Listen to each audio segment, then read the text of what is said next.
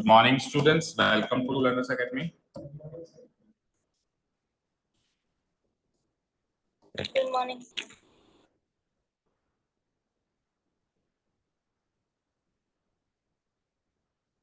Good morning. So today's topic is all about the graphs, the domain, the range of 6 trigonometric functions. Trigonometric functions हमने कल introduce किया, आपके सामने 6 तरह के trigonometric functions होते हैं. पहले तो हमने quadrantal angles, that means what are the quadrantal angles? 0, pi by 2, pi, 3 pi by 2, 2 pi. And then फिर ऐसे चलते जाओ, 2 पाई में और पाई बाय 2 ऐड करो, देन और पाई बाय 2 ऐड करो, यानी कि 4 कोनों पे जो हमको एंगल्स मिलते हैं, जहां पे क्वाड्रेंट बदलता है, उसको कहते हैं क्वाड्रेंटल एंगल्स. तो क्वाड्रेंटल एंगल्स पे 6 के 6 ट्रिग्नोमेट्रिक रेशियोज की क्या वैल्यू होती है, ये डिस्कस किया हमने. एंड देन फिर हमने क्या डिस्कस किया कि अच्छा, फर्स्ट क्वाड्रेंट में तो फिर जो बीच के स्टैंडर्ड एंगल्स है, लाइक पाई बाय 2 से भी पीछे आ जाओ, पाई बाय 60 डिग्री आ जाओ, पाई बाय 3 45 डिग्री आ जाओ, पाई बाय 4 30 डिग्री आ जाओ, पाई बाय 6. ये बीच के तो हमको क्लास 10 के याद है ही सी, 6 के 6 की वैल्यू, तो वो भी हमने डिस्कस करी. ठीक है. और एक ट्रिक सीखी कि हम कैसे जल्दी से याद रख सके भाई, है ना, इनकी वैल्यू क्या होती है, क्वाड्रेंटल एंगल्स पे वैल्यू क्या होती है, प्लस 4 क्वाड्रेंट के अंदर इनका साइन क्या होता है, उसको सीखने की ट्रिक क्या थी, unit circle approach. Unit circle approach में हमने देखा कि एक पॉइंट जब एक 1 सेंटीमीटर सर्किल के 1 सेंटीमीटर रेडियस के सर्किल में एक पॉइंट जब मूव करता है, सर्किल के अंदर मूव करता है, तो उस पॉइंट के coordinates he cos x and sin x की वैल्यूज देते हैं. और एक बार cos x और sin x की वैल्यू आ गई, दैट मींस क्या हो गया, हमको बाकी सब की वैल्यू भी आ गई. ठीक है. जैसे जैसे वो मूव कर रहे हैं, जैसे मान लो फर्स्ट क्वाड्रेंट में दोनों पॉजिटिव हैं, दोनों उस पॉइंट के कोऑर्डिनेट्स, तो फिर दोनों रेशियो भी हमारे पॉजिटिव हैं. देन सेकंड क्वाड्रेंट में आ जाओ, सेकंड क्वाड्रेंट में x coordinate negative, y coordinate positive, that means cos x negative, sin x positive. तो हमने साइन कैसे याद किए थे, साइन एंड cos x के plus plus minus minus, plus plus minus minus. Then फिर आ जाओ cos एंड sec के साइन कैसे याद किए थे, plus minus minus plus, plus minus minus plus, like this. And the last category was tan and cot, उसके साइन कैसे याद किया, अल्टरनेट तरीके से, प्लस माइनस प्लस माइनस. या फिर एक ASTC फॉर्मूला जो हमने सीखा, all students of 10th class, A for all trigonometric ratios, S for sin and its reciprocal, then T for tan and its reciprocal, और लास्ट में C for cos and its reciprocal positive, बाकी सब negative. तो ये हमने कल खत्म किया. ठीक है. आज अपने को क्या सीखते हैं, graphs of 6 trigonometric functions with their domain and range. ठीक है. स्टार्ट करें. अब ग्राफ कैसे बनाते हैं हम, देखो अब मेरी बात सुनो. कल जो हम यूनिट सर्किल अप्रोच सीख रहे थे, उसमें x कोऑर्डिनेट और y कोऑर्डिनेट cos x और sin x की वैल्यूज दे रहे थे. ठीक है. दे रहे थे. सौम्य अगर वॉइस ब्रेक हो जाए तो मेरे को बता देना ना. हाँ, x coordinate and y coordinate किसकी वैल्यू दे रहे थे हमको, cos x और sin x की वैल्यू दे रहे थे. तो वहां पे x कोऑर्डिनेट और y कोऑर्डिनेट का मीनिंग ही कुछ अलग था, वो तो एक ट्रिक थी चीजें याद करने के लिए, समझ गए. ठीक है. आज जो अपन ग्राफ सीखेंगे वो पर्टिकुलर एक ट्रिग्नोमेट्रिक फंक्शन का होगा, लाइक sin x का अलग होगा, लाइक cos x का अलग होगा, लाइक tan x का अलग होगा, लाइक cos x का अलग होगा, sec का अलग होगा, cot का अलग होगा. तो इसको पीछे वाले कल वाले यूनिट सर्किल अप्रोच से कंपेयर मत करना, वो तो खत्म हो गया मुद्दा. वो तो एक ट्रिक थी जिससे अपने को कुछ हिंट्स, कुछ फैक्ट्स एंड फिगर्स पता चल गए ना. अब पर्टिकुलर एक एक फंक्शन को डिस्कस कर रहे हैं. तो जनरली ग्राफ में एक्स एक्सिस वाई एक्सिस में क्या आता है, एक्स एक्सिस में इनपुट, वाई एक्सिस में आउटपुट, यही तो सीखा है हमने. तो अब जब मैं sin x का ग्राफ रीड आउट करवा रहा हूं आपको, तो sin x के ग्राफ में x एक्सिस में तो x की वैल्यूज आएंगी, जैसे sin 0, like sin pi by 2, like sin 3 pi by 2, like sin pi by 6, ये सारी वैल्यूज आएंगी. और y एक्सिस पे क्या आएंगी, x की वैल्यूज आएंगी. और फिर y एक्सिस पे क्या आएंगी, उनका आंसर क्या आ रहा है, लाइक sin पाई बाय 2 का आंसर आ रहा है 1 आ रहा है. तो x एक्सिस पे पाई बाय 2 रखूंगा, y एक्सिस पे 1 रखूंगा, और पाई बाय 2 और 1 का कोऑर्डिनेट फिक्स करूंगा.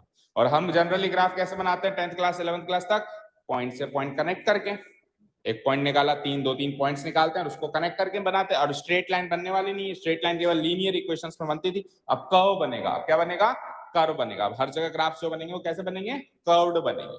ठीक है. तो हम क्या करेंगे शुरुआत में एक बार, अच्छा फिर जब वो बन जाएगा तो फिर हम देखेंगे कि इसके इनपुट्स तो क्या क्या हो पाए और इसके आउटपुट्स क्या क्या हो पाए, वही इसकी डोमेन एंड रेंज है. वही क्या है, इसकी डोमेन एंड रेंज. वैसे अपन किसी भी फंक्शन को डोमेन टू कोडोमेन रीड करते हैं. डोमेन टू कोडोमेन मतलब ऐसे लिखा हुआ है ना, जैसे मान लो साइन लिखा हुआ है r2 -1, 1, तो जनरली अपन फंक्शंस को मानते हैं ये तो इसकी डोमेन है और ये इसकी कोडोमेन है, लेकिन यहाँ पे ये डोमेन टू रेंज है।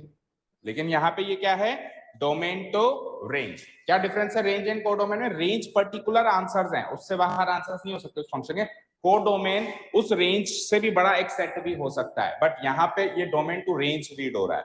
लाइक आपको ये डोमेन भी याद हो रहा है, ये डोमेन ये रेंज भी याद हो रही है, एंड देन ये क्या है, इसका ग्राफ भी हम डिस्कस कर रहे हैं। 3 चीजें हमको 6 ट्रिग्नोमेट्रिक फंक्शंस की सीखनी है बिल्कुल बाय हार्ट। ठीक है, क्लियर? चलें आगे। ओके चलो, तो एक बार अपन स्टार्टिंग में एक ग्राफ बनाने की कोशिश करते हैं, साइन फंक्शन का ग्राफ, जिसको अपन कहते हैं साइन एक्स। शुरू करें। देखो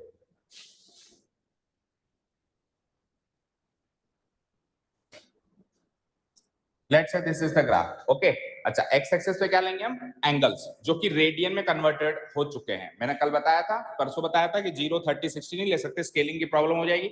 यहाँ पे 30 का गैप, वहां पे 1 का गैप, स्केलिंग प्रॉब्लम हो जाएगी। तो हमने क्या करा, एंगल्स को डिग्री मेजर से रेडियन मेजर में कन्वर्ट कर लिया। वो काम हमने पहले ही कर लिया, एक एक्सरसाइज हो चुकी है ना। तो अब अपन एक्स एक्सिस पे क्या लेंगे, वो रेडियन मेजर के एंगल्स। कौन कौन से?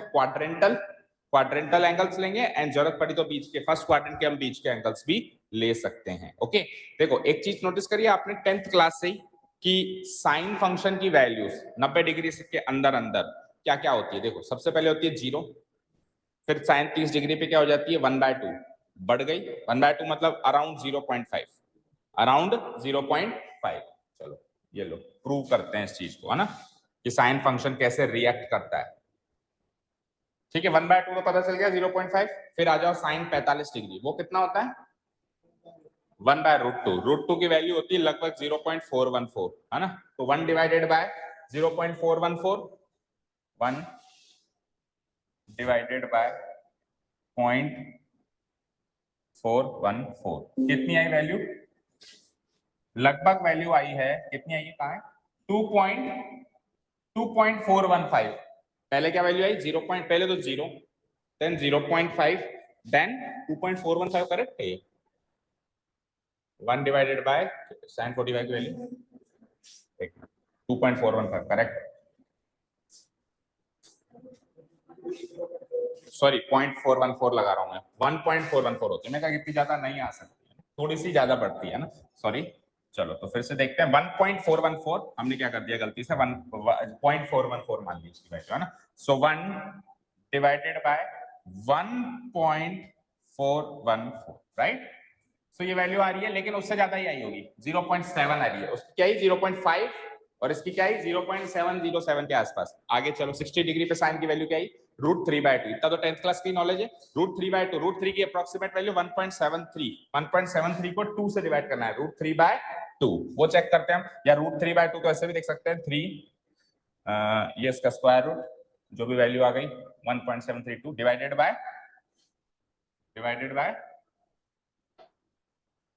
2, तो ये वैल्यू आती है 0.86। पहले से ज्यादा आई, पहले क्या आई 0. पहले 0, फिर 0.5, फिर 0.7, फिर 0.8 और फाइनली 1।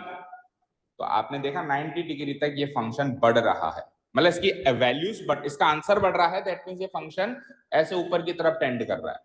और जब अपन ग्राफ बनाएंगे और जैसे जैसे वाई एक्सिस पे वैल्यू बढ़ती जाएगी तो ग्राफ ऊपर जाएगा नहीं जाएगा, जाएगा नहीं जाएगा, ठीक है ना। देखो एक्स एक्सिस पे वैल्यू बढ़ने का मतलब होता है ग्राफ राइट साइड टेंड करना। एक्स एक्सिस पे वैल्यू घटने का मतलब होता है ग्राफ लेफ्ट साइड टेंड करना। वाई एक्सिस पे वैल्यू बढ़ने का मतलब होता है ग्राफ अप साइड टेंड करना। टेंड करना मतलब उसकी और बढ़ना, ठीक है। और वाई एक्सिस पे डाउनफॉल हो जाए, मतलब वाई एक्सिस पे वैल्यूज घट रही है लेट्स से, तो फिर उसका मतलब क्या होता है ग्राफ डाउनवर्ड साइड टेंड करेगा। अब मैं जैसे जैसे एक्स एक्सिस पे वैल्यू बढ़ा रहा हूँ, 0, π/6 30 डिग्री, π/4 45 डिग्री, π/3 60 डिग्री, π/2 90 डिग्री, तो ग्राफ उसका साइन एक्स का आंसर भी बढ़ रहा है। 0 पे 0, देन π/6 30 डिग्री पे 1/2, देन फिर 1/√2 कितना आया था 0.7, देन 0.8 और फाइनली 1। तो आपने देखा जब मैं राइट साइड बढ़ा रहा हूं तो ग्राफ ऊपर जा रहा है, तो राइट साइड भी बढ़ाना है ऊपर भी बढ़ाना है, तो ऐसे बढ़ेगा, बढ़ेगा नहीं बढ़ेगा, नॉर्थ ईस्ट डायरेक्शन में। राइट साइड बढ़ाने का मतलब ईस्ट डायरेक्शन में बढ़ाना, और ऊपर बढ़ाने का मतलब नॉर्थ डायरेक्शन में बढ़ाना। अब दोनों के मतलब दोनों को साथ में बढ़ाना है, ईस्ट में भी जाना है नॉर्थ में भी जाना है, तो ऐसे बढ़ेगा नहीं बढ़ेगा, ऐसे बढ़ेगा। सो π/2 तक तो ग्राफ ऐसे जाता है, जाता है, ठीक है। फिर कल अपन ने क्वाड्रेंटल एंगल में सीखा था, क्या सीखा था, कि साइन 0 तो 0 होता है, पाई बाय 2 पे उसकी वैल्यू 1 होती है, फिर इधर जब आप पाए पे आ गए तो साइन की वैल्यू क्या थी, क्या थी, 0 थी, अगेन 0 थी, 0 थी ना। देखो एक चीज याद रखना, किसी भी ट्रिग्नोमेट्रिक फंक्शन की वैल्यू जो 0 पे होती है वही पाए पे होती है, जो 0 पे होती है मतलब क्या होता है, उसका नेगेटिव हो जाता है ना, इधर से इधर आते टाइम उसका क्या आंसर हो जाता है, नेगेटिव हो जाता है। तो 0 का नेगेटिव तो 0 ही है। तो आपने एक बार आप ऐसे सोचा, मैं इसका ग्राफ बनाने बैठता हूँ तो 0 से पाई बाय 2 पे तो ऊपर लेके जाऊंगा, 1 पे लेके जाऊंगा, 1 पे आ गया, लेकिन पाई बाय 2 से जब मैं और आगे बढ़ा पाई पे गया तो आंसर वापस 0 आ रहा है, लेकिन वापस नीचे लाना है। तो यहाँ से हिंट मिला नहीं मिला। तो लेट से अगर मैं इसको बंद कर देते हैं, साइन एक्स का ग्राफ बनाने की कोशिश करता हूँ, let's say this is my x axis and y axis, तो कैसा बनेगा देखते हैं।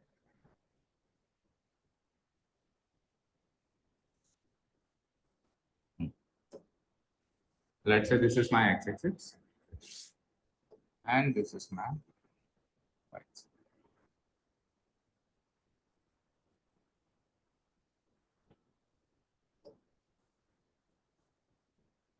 ठीक, एक्स एक्सिस वाई एक्सिस बन गए।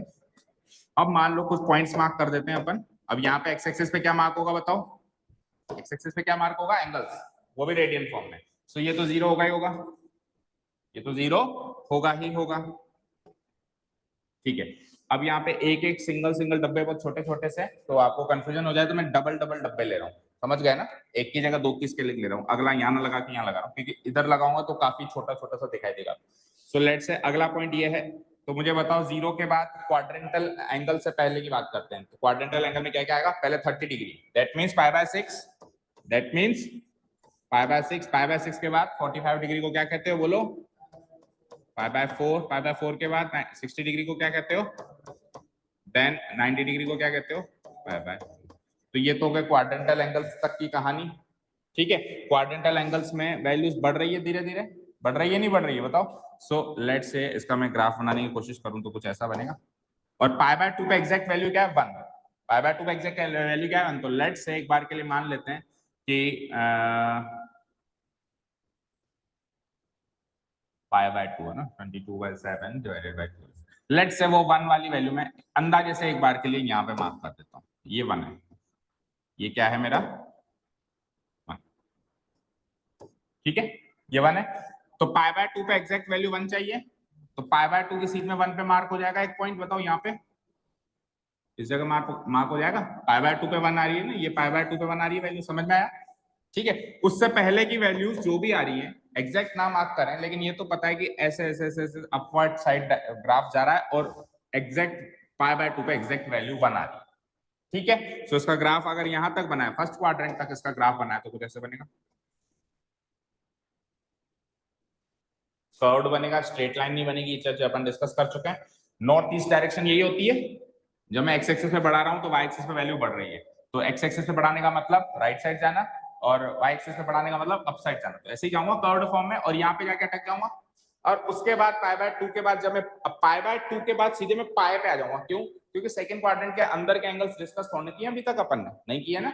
पाई बाय 2 के बाद तो अब केवल क्वाड्रेंटल एंगल्स की बात होगी, पाई, 3 पाई बाय 2, 2 पाई, तो वही 3 एंगल्स मार्क करेंगे। तो अंदाजे से देखो, सपोज करो ये 1 2 3 4, तो 4 गैप में और चलो, 1 2 3 4, यहां पे मुझे पाई मिलेगा इस जगह पे, 1 2 नहीं 1 2 3 4, इस जगह पे मुझे पाई मिल जाएगा, बताओ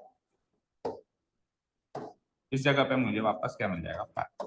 और पाई पे वैल्यू क्या आ रही है वापस 0, 0 पे भी वैल्यू 0 थी और पाई पे भी वैल्यू 0 थी, तो ग्राफ वापस उतर के 0 पे आ जाएगा, मानते हो बोलो, ये लो साहब उतर के,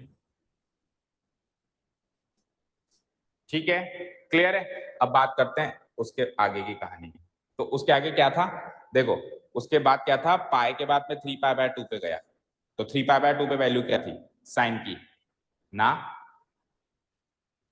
3 पाई बाय 2 पे वैल्यू क्या थी याद नहीं है, मतलब क्वाड्रेंटल एंगल्स पे साइन की वैल्यू -1 क्या थी, देखो इधर का नेगेटिव इधर, ऊपर का नेगेटिव नीचे, तो पाई बाय 2 पे अगर 1 थी तो 3 पाई बाय 2 जस्ट उसका ऑपोजिट है, तो फिर 1 का नेगेटिव क्या होगा, -1। सो -1 मार्क करता हूं, देखे मैं, अब -1 अगर 1 ऊपर है तो -1 नीचे होगा, ऑब्वियस बात है। कितने कदम ऊपर लिया था मैंने, अंदाजे से लिया था 1 2 3, तो 3 कदम ही नीचे आएगा, आएगा नहीं आएगा, तो 1 2 3, लगभग यहाँ पे -1 है, ठीक है। तो अब पाई के बाद 3π/2 भी जितना गैप π/2 का था उतना ही गैप पाई और उतना ही गैप 3π/2 का रहेगा। तो कितने कदम पे लगाया मैंने, 1 2 3, नहीं 1 2 3 4, तो 4 कदम ही आगे चलना पड़ेगा। 1 2 3 4, इस जगह पे 3π/2 रहेगा, बताओ। और 3π/2 में वैल्यू क्या है, -1, मतलब ये पॉइंट कनेक्ट होगा। कंटिन्यू करूं ग्राफ को, बताओ। लाइक sin x का ग्राफ चल रहा है, आपको सर कहां तक बनाते जाएंगे, 2π तक। 2π के बाद तो चक्कर रिपीट होगा ना, और कईयों का तो पहले हो जाता है, लेकिन 2π तो लास्ट अल्टीमेटम है, उसके बाद तो होना ही होना है। मान लो किसी का पाई पे रिपीट हो गया तो भी उसका 2π पे रिपीट होगा, 3π पे भी होगा, 4π पे भी होगा। और मान लो किसी का नहीं हो रहा पहले, तो 2π पे तो रिपीट होना ही पड़ेगा, क्योंकि सर्किल कंप्लीट हो गया 360 डिग्री का। क्लियर है। अब आगे की जगह नहीं बची मेरे पास, तो आप इमेजिन कर सकते 2π पे वापस 0 पे आ गया मैं, 2π पे वापस 0 पे आ गया, तो 0 पे वापस 0 पे तो 0 ही है ना साइन की वैल्यू। तो आगे मेरे पास स्पेस नहीं बचा, लेट्स से कि ये 0 यहाँ पर है, तो मतलब ये जो वैल्यू है ये क्या है, 2π है। ये जो वैल्यू है ये क्या है, 2π। तो 2π पे वापस ग्राफ 0 बन गया। तो ये तो है पॉजिटिव साइड, लेकिन ग्राफ के एक्स एक्सिस के पॉजिटिव साइड ही चलता है ना, नेगेटिव साइड भी तो चलता है। तो नेगेटिव साइड चला कर देखते, तो नेगेटिव साइड एंगल्स को नेगेटिव लेके जाना, ये एंगल है ना एक्स एक्सिस की negative side, that means negative angles. Negative angles का मतलब क्या सीखा था अपन ने, क्लॉकवाइज डायरेक्शन चलना। तो सबसे पहले जब अपन नेगेटिव साइड चलेंगे, तो 90 डिग्री जब मैं नेगेटिव चलूंगा तो मैं कहां पहुंचूंगा, 90 डिग्री जब मैं नेगेटिव चलूंगा तो कहां पहुंचूंगा, कल डिस्कस किया था ना, -π/2 किसके बराबर होता है, -π/2 किसके बराबर होता है, 1 1 2 3 4, ये -π/2 होगा, बताओ। ये -π/2 होगा, देन और -π/2 करूं तो 1 2 2 3 4, ये -π होगा लाइक दिस, और फिर -3π/2 भी होगा, 1 2, लेट्स से आगे चल गया मैं यहाँ पे -3π/2, और सिमिलरली और आगे चलता जाऊं, कहां गया, शिट गया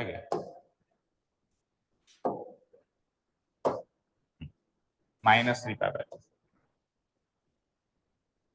यही मार्क कर देते।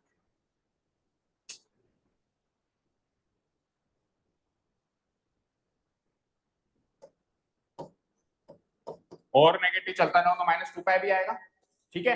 देखो 0 और π/2 के बीच के तो एंगल्स कुछ एक डिस्कस कर लिए, लेकिन उसके बाद तो फिर मेरे को बीच के एंगल्स नहीं पता ना, फिर तो केवल क्वाड्रेंटल एंगल्स पता है, π/2 π, 3π/2 2π, नेगेटिव साइड में -π/2 -π -3π/2 एंड -2π।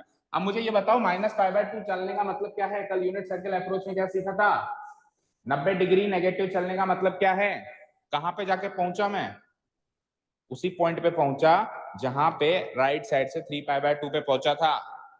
सर्किल में घूम रहे हो भाई, तो 90 डिग्री आप नेगेटिव चल रहे हो, दैट मींस क्लॉकवाइज डायरेक्शन में चल रहे हो, दैट मींस आप एंटी क्लॉकवाइज डायरेक्शन में 270 डिग्री चल रहे हो, तो आप एग्जैक्टली 3π/2 पे हो, तो जो आंसर 3π/2 पे इधर होगा वही आंसर -π/2 पे उधर होगा। 3π/2 पे इधर आंसर क्या है, -1, 3π/2 पे इधर आंसर क्या है, -1, तो -π/2 पे भी आंसर क्या होगा, -1 होगा। भाई -π/2 और 3π/2 को सेम बात है ना, 90 डिग्री यूं चलूं या 270 डिग्री यूं चलूं, बात है कि ना, कल यूनिट सर्किल अप्रोच में क्या सीखा था, ये सीखा था ना, नहीं समझ आ रहा, दैट मींस रिवीजन नहीं करके हो। और कोई इसका, देखो ये रहा हमारा यूनिट सर्किल, बेटा क्वाड्रेंटल एंगल्स की वैल्यू तो यूनिट सर्किल याद करा के देगा आपको।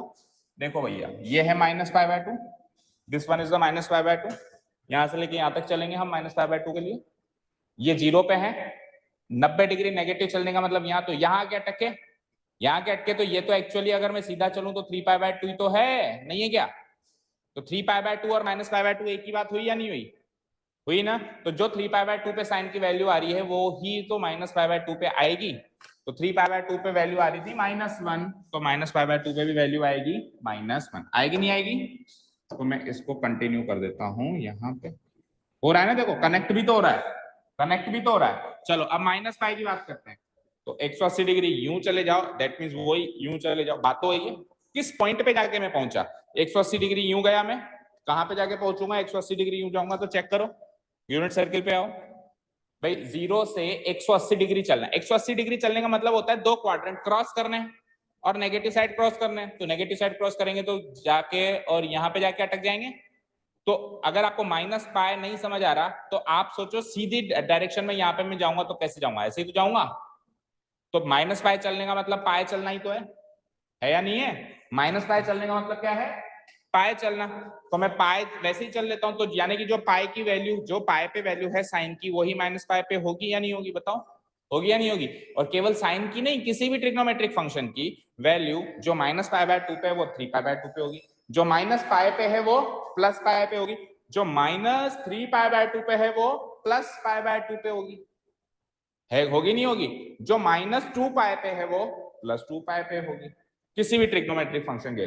तो नेगेटिव जब आपको कंफ्यूज करे तो आप पॉजिटिव अप्रोच लेके सोचे मैं कहां पहुंचूंगा, वही सेम वैल्यू होगी, क्योंकि actually we are moving in a circle, we are just moving in a circle, तभी तो वैल्यूज रिपीट हो रही है। अगर सर्किल में नहीं चलते तो फिर वैल्यूज रिपीट नहीं होती। ठीक है, तो क्या डिसाइड किया हमने कि माइनस पाई की वैल्यू पाई की वैल्यू से मैच करेगी। पाई की वैल्यू 0 आ रही है, 0 आ रही है ना? बिल्कुल। इस कोऑर्डिनेट्स, इस पॉइंट के कोऑर्डिनेट्स को क्या कहोगे? पाई कॉमा 0, ऐसे ही कहोगे? पाई कॉमा, अगर मैं इसके कोऑर्डिनेट्स लगाना चाहूं तो क्या कहोगे आप? पाई कॉमा 0। दैट मींस जब आप x की वैल्यू पाई मान रहे हो तो sin x की वैल्यू 0 है। ठीक है, तो इधर भी 0 है माइनस पाई पे भी, तो माइनस पाई कॉमा 0। तो इसको अगेन इससे कनेक्ट करूंगा मैं लाइक दिस। और एक माइनस 3 पाई बाय 2 जो हमारी स्क्रीन पर है उतना और डिस्कस कर लेते हैं। माइनस 3 पाई बाय 2 चलने का मतलब नेगेटिव साइड 3 क्वाड्रेंट क्रॉस करना। तो क्यों ना मैं पॉजिटिव साइड एक साइड एक ही क्वाड्रेंट क्रॉस कर लूं। तो पाई बाय 2 पे क्या वैल्यू थी? पाई बाय 2 क्या थी? 1। तो माइनस 3 पाई बाय 2 पे भी क्या होगी? 1। तो माइनस पाई बाय 2 पे 1 थी, ये 1 रहा मेरा। तो इधर भी मैं इसकी सीध में 1 लगा दूंगा।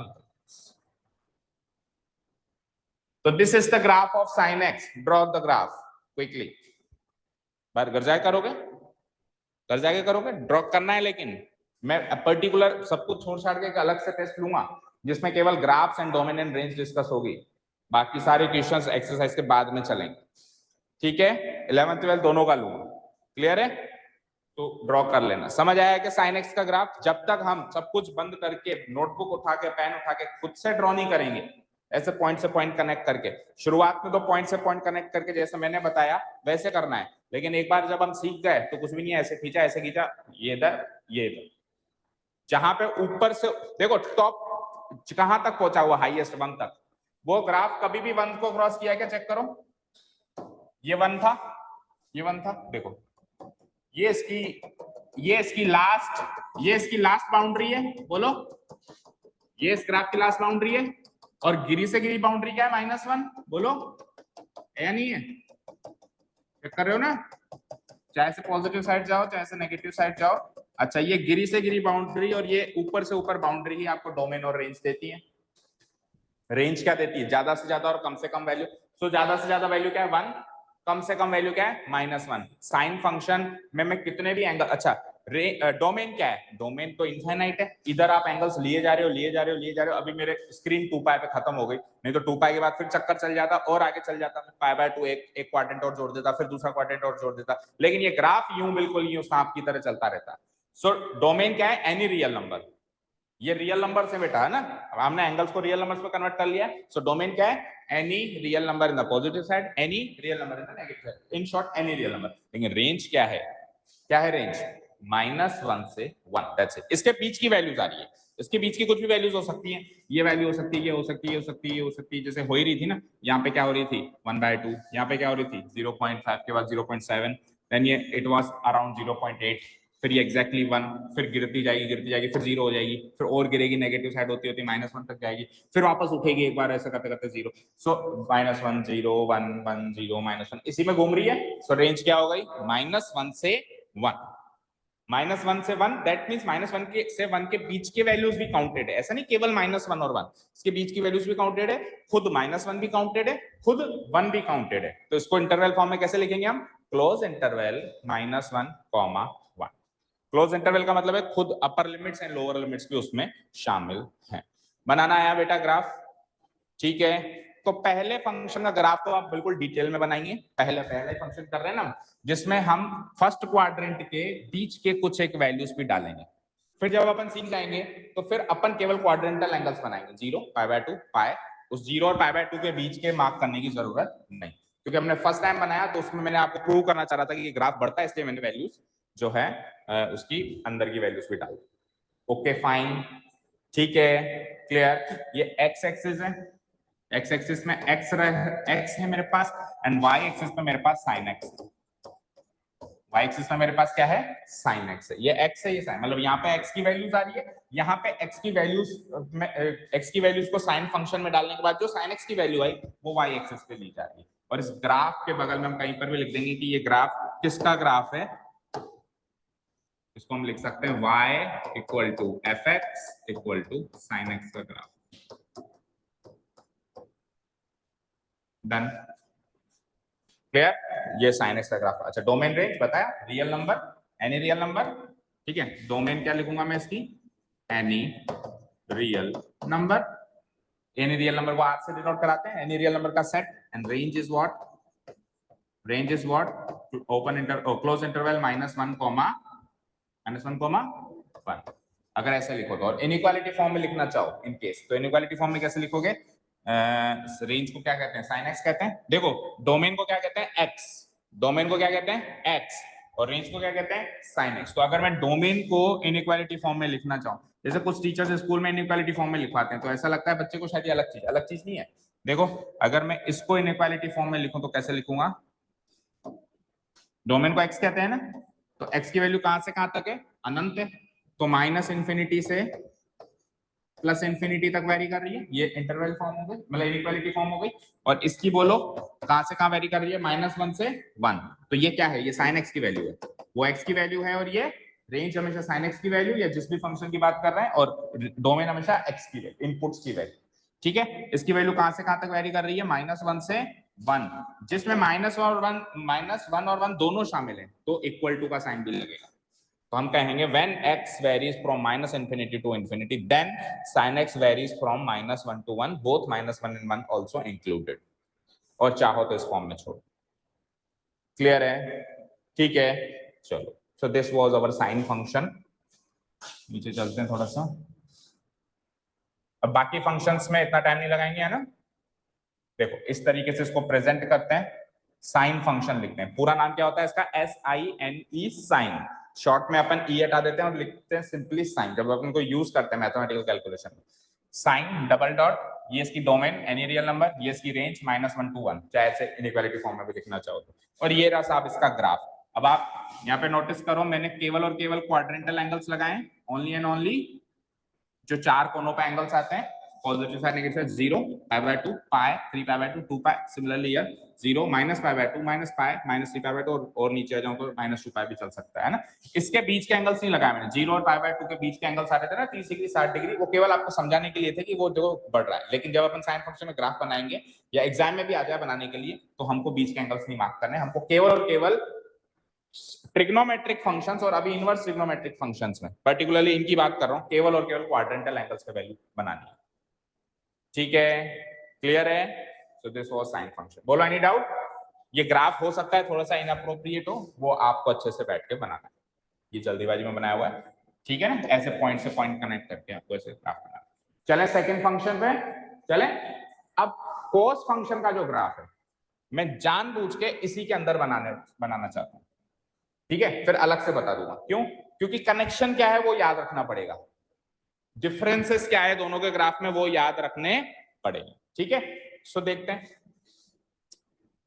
इसकी अंदर की वैल्यूज जो है। अब आप सुनो, कॉस फंक्शन जो है साइन फंक्शन का उल्टी रिवर्स डायरेक्शन में चलता है। जो 0 पे वैल्यू, वो यहाँ पे 90 डिग्री पे वैल्यू थी, जो 30 डिग्री पे वैल्यू, कॉम्प्लीमेंट्री एंगल सही है, 60 डिग्री पे वैल्यू, फिर π/4 पे दोनों की वैल्यू सेम, देन जो 60 पे वैल्यू वही 30 पे वैल्यू, और जो 90 पे वैल्यू वही 0 पे वैल्यू। तो थोड़ा बहुत कनेक्ट करने की कोशिश करता हूं। देखो, कॉस फंक्शन का ग्राफ, लेट्स से मैं एंगल, ये कलर चेंज करके लेट्स से मैं रेड कलर से बनाने की कोशिश करता हूं। सो 0 पे वैल्यू सीधी 1 है, तो स्टार्ट यहां से होगा, नहीं होगा, ठीक अंदर की बात करते हैं। π/6 पे क्या वैल्यू थी, जो उसकी π/3 पे थी, तो उसकी π/3 पे क्या वैल्यू आ रही है, ये दैट मींस उसकी π/6 पे ये वैल्यू रहेगी, नहीं ये नहीं, π/6 पे ये वैल्यू रहेगी, बोलो रहेगी, ठीक है। फिर π/4 पे दोनों की वैल्यू बराबर, एग्जैक्टली इक्वल। π/4 पे तो साइन एंड कॉस की वैल्यू बराबर है, ये जितना ऊपर उठेगा ये भी उतना ऊपर उठेगा। आ जाओ, π/3 पे उसकी वैल्यू है जितनी इसकी π/6 पे, तो उसकी सीधे में लेट से मैंने यहाँ पे पॉइंट मार्क कर दिया, एग्जैक्ट तो मुझे नहीं पता, अंदाजन चल रहा है। और π/2 पे इसकी वैल्यू 0 है या नहीं है, तो इसका ग्राफ कुछ ऐसे आएगा, वहां से शुरू होती है पॉइंट से पॉइंट कनेक्ट करते हुए ऐसे आएगा। देखो π/4 पे दोनों की वैल्यूज बराबर है, इंटरसेक्ट हो रहे हैं दोनों ग्राफ का इंटरसेक्ट हो रहे हैं π/4 पे। इंटरसेक्ट हमने सीखा था यूनिक सॉल्यूशन मतलब जहाँ पे ग्राफ इंटरसेक्ट हो वहां पे दोनों की वैल्यूज बराबर है। तो sin x और cos x की वैल्यू 45 डिग्री पे बराबर होती है नहीं होती है, तो दोनों के ग्राफ देखो π/4 पे इंटरसेक्ट हो गए, ठीक है। अब आगे की कहानी चलाते हैं, तो मुझे बताओ π/2 तक तो आ गए आप, आ गए। अब cos π क्या था, जो cos 0 था, cos 0 अगर 1 था, नहीं cos 0 क्या था, नहीं cos 0 1 था, तो cos π उसका नेगेटिव है, सॉरी सेम वैल्यू नहीं है, -1, तो -1 इसके आगे कंटिन्यू करूं तो -1 कहां आएगा, पाई पे मुझे -1 लाना है, पाई पे -1 यही आएगा, इस जगह आएगा पाई पे -1, लाइक दिस, पाई पे वैल्यू -1 आ रही है, चेक करो आ रही है, ठीक है। पाई के बाद आ जाओ 3π/2, तो जो π/2 पे थी उसका नेगेटिव, π/2 पे तो 0 थी सर, 0 का नेगेटिव 0, cos π/2 पे वैल्यू क्या थी 0, तो इसकी वैल्यू 3π/2 पे क्या हो जाती है 0, क्लियर है, ठीक है। और ये यहाँ पे इंटरसेक्शन जहाँ पे हो रहा है वैल्यू पता है कहाँ पे सेम आएगी, पाई और 3π/2 के एग्जैक्टली बीच में, मतलब पाई और 3π/2 पे 90 डिग्री का फर्क है, तो आप 45 डिग्री जोड़ो, दैट मींस 180 और 45 कितने होते हैं 225 डिग्री, 225 डिग्री पे एक बार तो 45 डिग्री पे वैल्यू मैच खाई थी, और एक बार अब 45 डिग्री में एग्जैक्ट 180 डिग्री जोड़ लो, 225 डिग्री पे वैल्यू मैच खाएगी।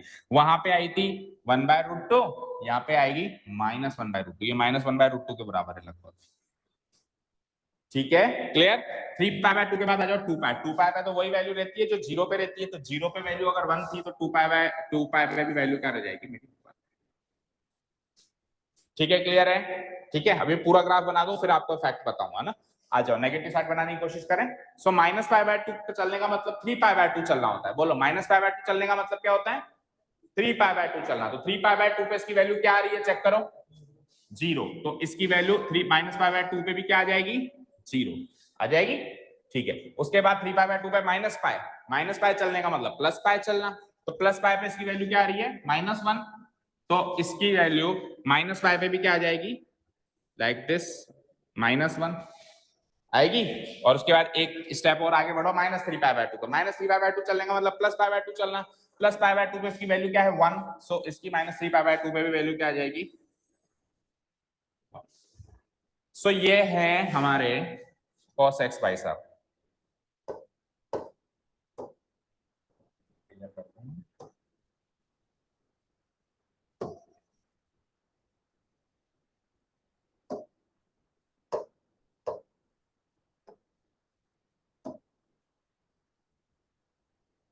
ऐसा कर्व्ड फॉर्म, ठीक है ना, क्लियर है। सो ब्लू वाला जो है वो तो है sin x का ग्राफ, और जो रेड वाला है वो क्या है सेम ग्राफ, सेम एंगल्स रखे, सेम वैल्यूज रखी मैंने, देखो इसकी वैल्यू भी -1 और 1 के बाहर नहीं जा रही, इसकी वैल्यू भी -1 और 1 के बाहर नहीं जा रही है क्या, ऊपर से ऊपर 1, नीचे से नीचे -1, so sin x and cos x की domain and range same, domain is take any real number, this side लिए जाओ। अच्छा सर ऐसे तो सबकी डोमेन रियल नंबर हो जाएगी, फिर तो किसी भी फंक्शन में आप कुछ भी लिए जाओगे, नहीं, अगर मान लो किसी एक पॉइंट पे फंक्शन ही डिफाइन नहीं है, जैसे फंक्शन नॉट डिफाइंड आ जाए, जैसे 10 में आएगा भी 10π/2 नॉट डिफाइंड होता है, या फिर इनफाइनाइट जिसको अपन बोलते हैं, तो उस पॉइंट को उसकी डोमेन से निकालना पड़ेगा, क्यों, क्योंकि अगर उस पॉइंट को उसकी डोमेन में रख दिया तो फंक्शन की डेफिनेशन क्या थी कि हर एक की इमेज मिलनी चाहिए, हर एक की इमेज मिलनी चाहिए, तो उस पॉइंट पे तो y की वैल्यू मिली नहीं ना, तो फंक्शन नॉट वैलिड, मशीन ही खराब है, तो एक तरीके से, ठीक है। तो अगर किसी अभी यहाँ पे डोमेन में मैंने कुछ भी लिया तो मुझे sin x की एक वैल्यू मिली, कुछ भी मिली ना, ऐसा तो नहीं कि मिली नहीं रही, तो जब नहीं मिलेगी तो वो वाला पॉइंट उसके डोमेन से x एक्सिस से हटाना पड़ेगा, बाकी नहीं तो हमेशा सारे रियल नंबर ही किसी भी ट्रिग्नोमेट्रिक फंक्शन की डोमेन होते हैं, रेंज साइन एंड कॉस की तो पता चल गई सर, -1 से 1, ये इसकी आखिरी और यही औकात है साइन फंक्शन की, इस रेंज। इससे ज्यादा रेंज का मतलब क्या होता है, अपन जाते हैं ना दुकान पे, भैया किस रेंज में कपड़े हैं, रेंज का मतलब क्या होता है, मतलब ज्यादा से ज्यादा क्या है बता दो मुझे, भाई 1000 के रखते हो, 2000 के रखते हो, रेंज क्या है आपकी, वो भी फिर पूछता है आपकी रेंज बताओ, ठीक है, यानी आप ज्यादा से ज्यादा कहाँ जा सकते हो, कितने के खरीद सकते हो, फिर आप उससे पूछते हो आप आपकी रेंज बताओ कितने रखते हो आप, कितने तक के कपड़े रखते, समझ गया ना। सो बेसिकली रेंज का मतलब वो होता है कि आपका औकात कहाँ है, साइन एंड कॉस की औकात क्या है, -1 1, दैट्स इट। ठीक है, क्लियर है क्या, ठीक है। अच्छा जी, अब इन दोनों फंक्शन के ग्राफ को कंपेयर करूं तो ध्यान से सुनना जो मैं कह रहा हूं, साइन फंक्शन के ग्राफ को, दिख रहा है ब्लू वाला, ब्लू वाला दिख रहा है कि साइन फंक्शन का ग्राफ, अगर मैं इस पॉइंट से पकड़ के और इधर ले तो एग्जैक्टली कॉस फंक्शन का ग्राफ है, चेक करो चेक करो चेक करो, 90 डिग्री लेफ्ट साइड शिफ्ट कर दो, that's it, 90 degree left side shift कर दो, 0 से -π/2, या फिर π/2 से 0, या फिर यहां से पकड़ के यहां शिफ्ट कर दो, या फिर पाई से पकड़ के π/2 पे शिफ्ट कर दो, मतलब ऐसे मानो कि ये जो रेड कलर वाली तार है, इस रेड कलर वाली तार को मैंने उठाया और उठा के पूरी की पूरी तार को इधर शिफ्ट कर दिया, तो ये पूरी की पूरी तार इस पूरी तार के ऊपर आ जाएगी, तो वही कॉस फंक्शन का ग्राफ हो जाए, मतलब साइन फंक्शन का ग्राफ हो जाएगा।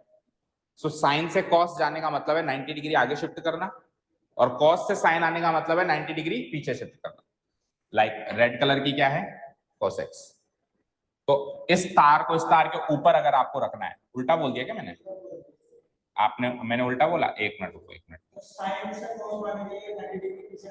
यस, साइन से कॉस जाने में हमको 90 डिग्री पीछे जाना है, ये ब्लू कलर की जो तार है इसको रेड कलर की तार पे ये एग्जैक्टली शिफ्ट हो जाएगी अगर मैं 90 डिग्री पीछे कर दूंगा, तो साइन से कॉस जाने में हम क्या करेंगे 90 डिग्री फिक्स, और ऐसा का ऐसा सारे कॉम्प्लीमेंट्री रिलेशनशिप के ट्रिग्नोमेट्रिक रेशियोज में होगा। कौन कौन से कॉम्प्लीमेंट्री रिलेशनशिप में होते थे साइन एंड कॉस, जो sine 90 minus theta cos theta देता था, 90 माइनस थीटा, 90 माइनस कर रहा हूं ना, इसलिए 90 माइनस कर रहा हूं, समझ गए। और कौन कौन देता था सेक एंड कोसेक, वो भी सेम ऐसे ही चलेगा, और कौन देता था टेन एंड कॉट, वो भी ऐसे ही चलेगा, हिंट मिल गया ना। तो एक का ग्राफ आता है तो दूसरे का जस्ट 90 डिग्री शिफ्ट करना है, क्लियर है क्या, यहाँ तक क्लियर है, ठीक है। तो अगर मुझे साइन का बनाना आता है तो एग्जैक्टली कॉस का बनाना आता है, ये पॉइंट से पॉइंट करने का, एक याद कर लो, साइन का याद कर लो, वाकई में एक याद कर लो, मैं मजाक नहीं कर रहा हूँ, वाकई में एक याद करो, 6 के 6 याद हो जाएंगे। कॉस को इधर शिफ्ट कर देना, वो साइन पे, या फिर अब आपको कॉस पे जाना है ना, कॉस पे जाना है तो हम क्या करेंगे, वो जो साइन का बना लिया हमने ग्राफ बना लिया, उसको पकड़ के 90 डिग्री इधर शिफ्ट कर देंगे, ठीक है। और दूसरा तरीका है सीखने का, आप साइन का ग्राफ यहां से स्टार्ट करो, कॉस का ग्राफ वहां से स्टार्ट करो और कर्व बनाया जाओ।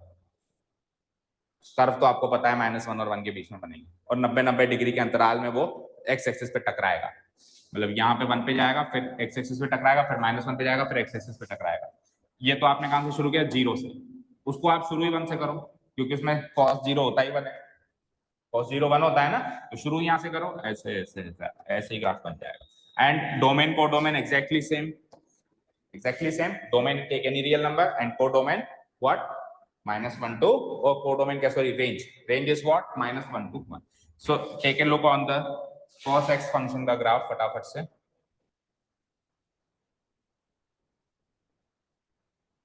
ये है हमारा cos x फंक्शन का graph, from any real number two -1 to 1, इसकी स्टार्टिंग कहां से हुई है, 0 से 1 से स्टार्टिंग हुई है, एंड देन वो ये, अब मैंने ये अलग अलग बनाया, अब यहाँ पे और क्वाड्रेंटल एंगल से लीजिए, π/2 पाई 3π/2 2π, ठीक है। इसके बीच की वैल्यूज को मैंने डिस्कस नहीं किया, आप चाहो तो केवल साइन एंड कॉस में बीच की वैल्यूज पुट अप कर देना जब ग्राफ पर, ठीक है बेटा।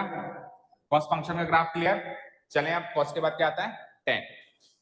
अब टेन फंक्शन का ग्राफ थोड़ा सा अलग से हमको अच्छे से याद करना पड़ेगा, तो टेन फंक्शन का ग्राफ में बिल्कुल फ्रेश बना रहा हूँ ना, ये तो हमारा साइन एंड कॉस एक ही ग्राफ में मैंने दोनों बना दिए, लेकिन आपको अलग अलग बनाना है। अच्छा, आता है कई बार क्वेश्चन ग्राफ बनाने का एग्जाम में कि साइन एंड कॉस का एक ही ग्राफ में बनाओ, एक ही ग्राफ में बनाने का भी आता है जो ऐसे बना हुआ है, ठीक है, क्लियर है। अच्छा, ये ऐसे पैरेलल फॉर्म में चलते हैं, देखो यहाँ से चलो, पैरेलल फॉर्म में चल रहे हैं, फिर मिल रहे हैं, फिर पैरेलल फॉर्म में चल रहे हैं, फिर मिल रहे हैं, फिर पैरेलल फॉर्म में चल रहे हैं, फिर मिल रहे हैं, ठीक है। हर 180 डिग्री के बाद साइन एंड कॉस मिल जाता है, जैसे 45 डिग्री पे मिला पहले, ये π/4 था, और π/4 में अगर आप कहाँ पे मिलेगा नेक्स्ट, यहाँ पे इस जगह। तो ये 180 डिग्री का अंतराल है, चेक कर लेना।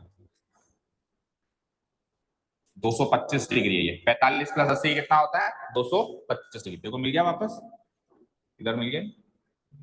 ठीक है, यहाँ पे वैल्यू होती है इसकी -1/√2, वहां पे थी +1/√2। क्लियर है? चले 10 फंक्शन ग्राफ पे चले फाइनली। 10 फंक्शन का ग्राफ, वही x axis y axis draw कर देते हैं जल्दी से।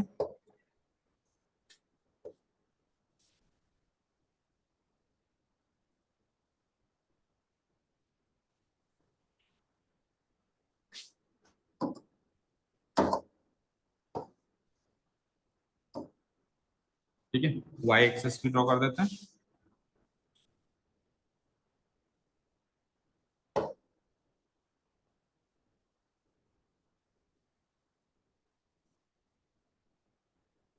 ठीक है, this is our x axis y axis, थोड़ी सी टेढ़ी है। ठीक है, चलेगा।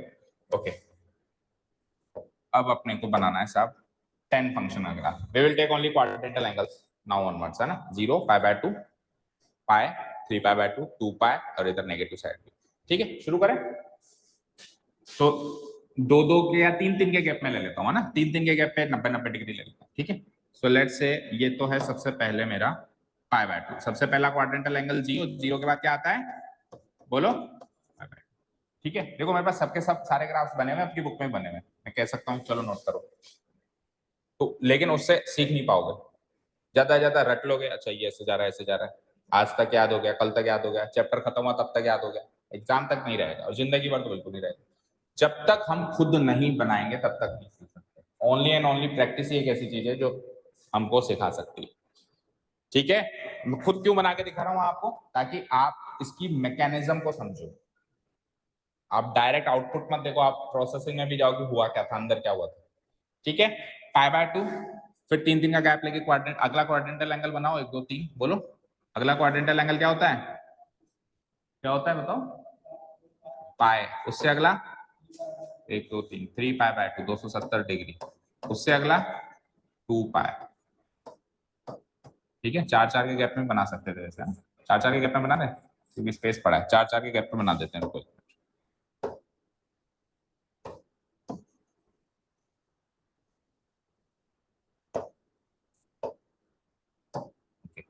सो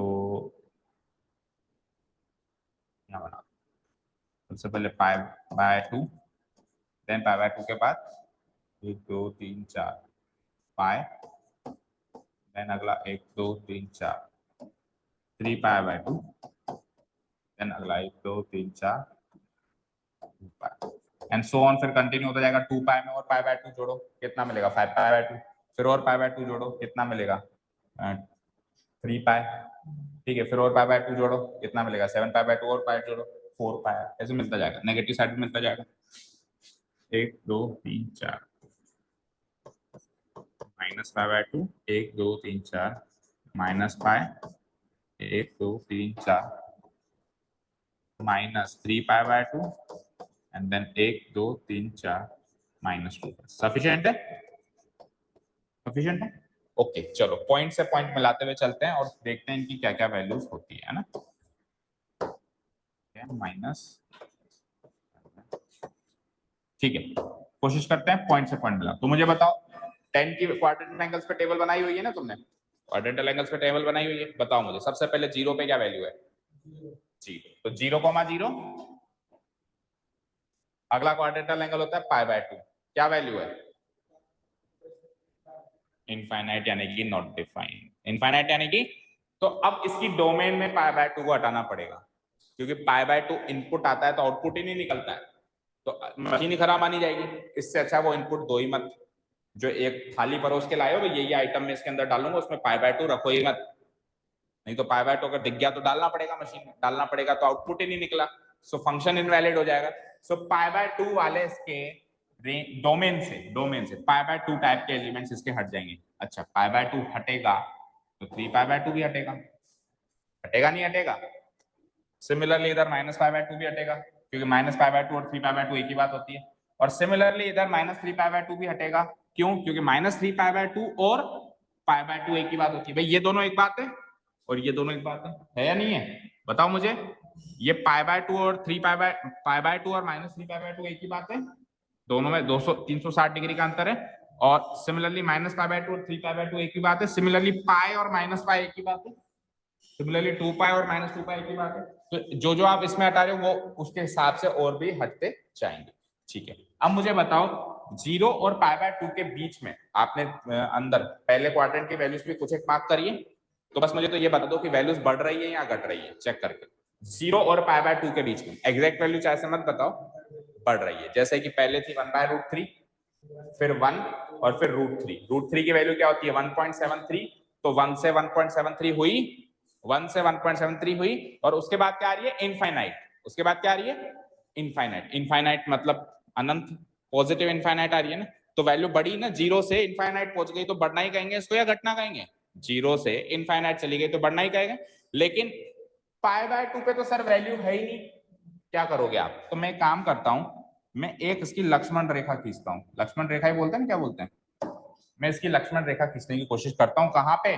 π/2 पे कोशिश करता हूँ। देखें खींच पाता हूँ नहीं खींच पाता हूँ। ये है लक्ष्मण रेखा, और कहाँ बनानी है मुझे? π/2 पे बनानी है।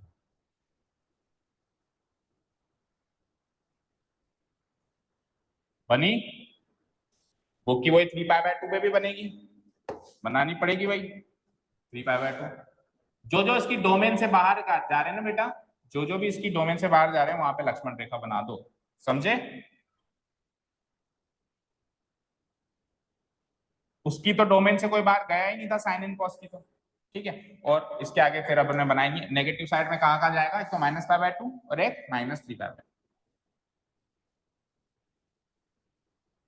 -π/2 एंड सौम्या, आपको आवाज वॉइस क्लियर आ रही है? अगर ब्रेक हो तो प्लीज बता देना ना, because you are the only one who will tell us whether it's going fine or not.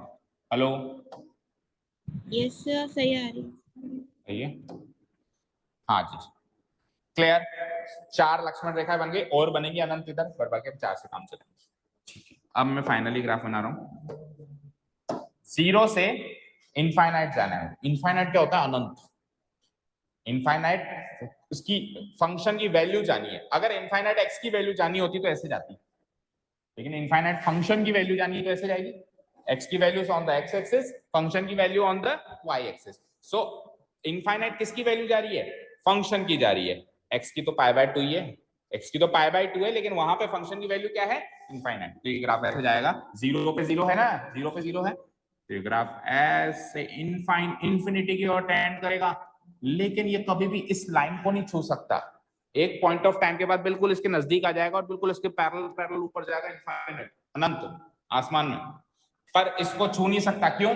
क्योंकि इसको छू गया, इसका मतलब है π/2 पे कोई वैल्यू आ गई। π/2 पे कोई वैल्यू है ही नहीं ना 10 की, इसको छू गया, इसका मतलब है π/2 पे वैल्यू दे रहे हो तुम। ऐसे कैसे दे रहे हो? π/2 पे तो इनफाइनाइट वैल्यू। तो ये इसका जो ग्राफ होगा कुछ ऐसा बनेगा जो इस π/2 की तरफ टेंड करेगा, इन्फिनिटी और π/2 की तरफ टेंड करेगा नॉर्थ ईस्ट डायरेक्शन में, बट उसको कभी छू नहीं सकता। क्लियर है? अब मुझे बताओ -π/2 पे क्या वैल्यू थी? मतलब -π/2 पे अब चेक करो, उसमें वैल्यू होगी शायद -इन्फिनिटी, शायद नहीं 100% -इन्फिनिटी। तो +इन्फिनिटी अगर ऐसे जाता है, देखो इधर, +इन्फिनिटी अगर ऐसे जाता है तो -इन्फिनिटी ऐसे नहीं आएगा? आएगा नहीं आएगा? Like this. और अगेन ये इसको छू नहीं सकता क्योंकि -π/2 पे भी वैल्यू डिफाइंड ही नहीं है, इसकी डोमेन से बाहर है, tan फंक्शन की डोमेन से बाहर है वो। यस और नो? समझ आया? अच्छे से समझ आया? बताओ। अरे यार एक गलती हो गई वैसे, है ना, साइन एंड कॉस के बाद कोसेक एंड सेक पहले पढ़ाना था। रेसिप्रोकल्स जस्ट उल्टे होते हैं, वाटर इमेज बन जाती है। वाटर इमेज क्या होती है? जैसे ये पेन ऐसा है तो ऐसा दिखाई देगा पानी में आपको, ये फोन ऐसा है, जैसे आप उल्टे दिखाई देते हो पानी में, तो साइन एंड कॉस फंक्शन के वाटर इमेज की रेसिप्रोकल्स का मतलब होता है उल्टा कर देना, है ना, रेसिप्रोकल कर देना। ऐसे रेसिप्रोकल ऐसे ही तो करते हैं अपन, तो वो उसी में उल्टा करके बता देते हैं। चलो अब देखेंगे tan और cos, tan और cot को लास्ट में देख लेते हैं। एनीवेज ये बन गया ग्राफ, बन गया। अब जो 0 पे थी वही पाई पे वैल्यू थी, और पाई से 3π/2 पे आप चेक करो, पाई पे 0 थी वैल्यू, और पाई से 3π/2 पे चेक करो, पॉजिटिव इन्फिनिटी होगी, चेक कर लेना। और पाई से पाई बाय 2 की तरफ जाओगे तो नेगेटिव इंफिनिटी होगी, चेक कर लेना, ठीक है। सो ये ग्राफ अगेन रिपीट हो जाएगा लाइक दिस एंड फिर अगेन रिपीट हो जाएगा, 3 पाई बाय 2 पे टच नहीं करेगा और फिर यहां से लाइक दिस। तो इसके आगे मैंने बनाया नहीं है, बनाता तो और आगे से कंटिन्यू, समझ आया। अगेन जो 0 पे वैल्यू है वही माइनस, मतलब पाई पे और माइनस पाई पे सेम होती है, एक ही बात होती है, तो ये 0 पे होगा। और अगर पाई बाय 2 पे इंफिनिटी है तो पाई बाय 2 और माइनस पाई बाय 2 तो एक ही बात होती है ना, नहीं पाई बाय 2 और 3 पाई बाय 2 एक ही बात होती है, सॉरी, पाई बाय 2 और 3 पाई बाय 2 एक ही बात होती है। तो फिर कैसे जाएगा बताओ, बोलो सही बना रहे हैं?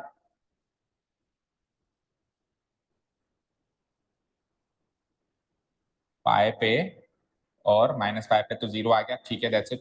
एंड पाई बाय 2 पे एंड 3 पाई बाय 2 पे सेम होती है, तो 3 पाई बाय 2 पे सेम क्यों नहीं आ गई?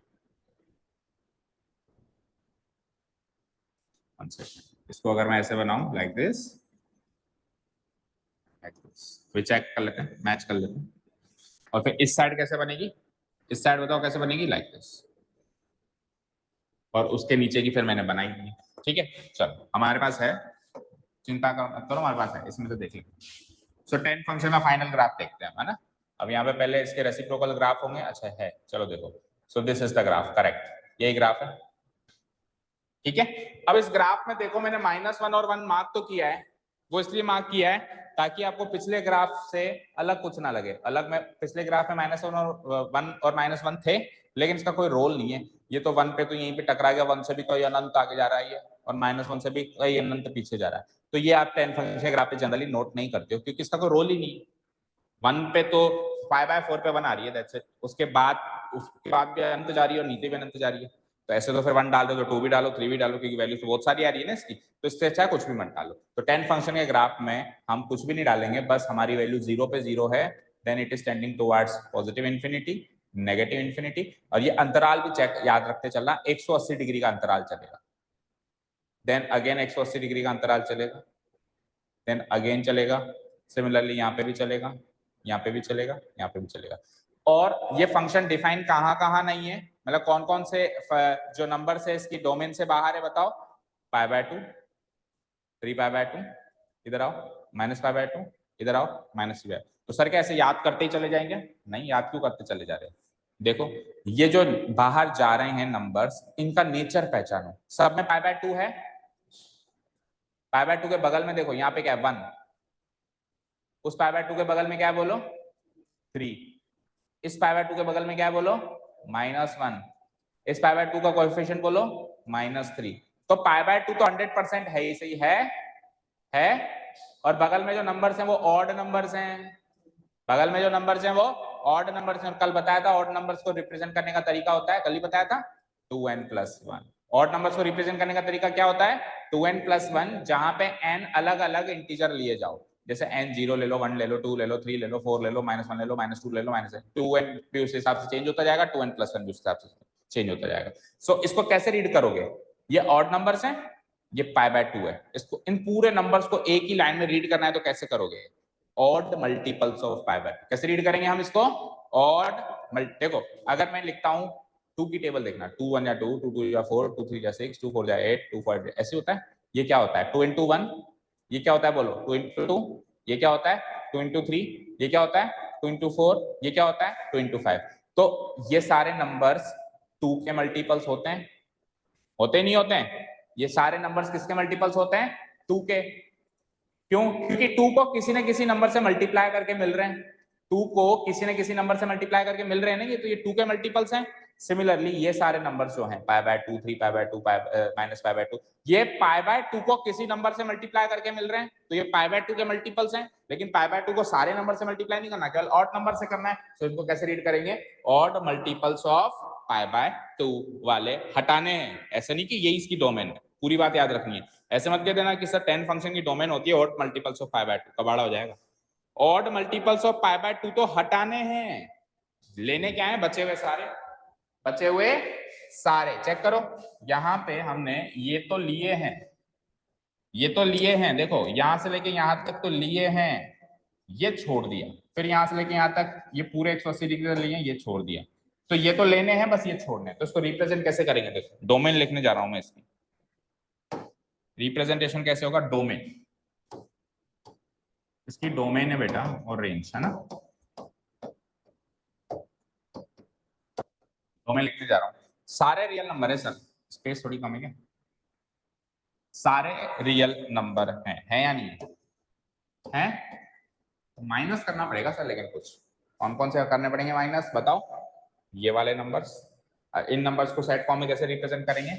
नीचे लिख देता हूँ आर माइनस, यहाँ लिखा हूं मैं क्या माइनस कर रहा हूँ।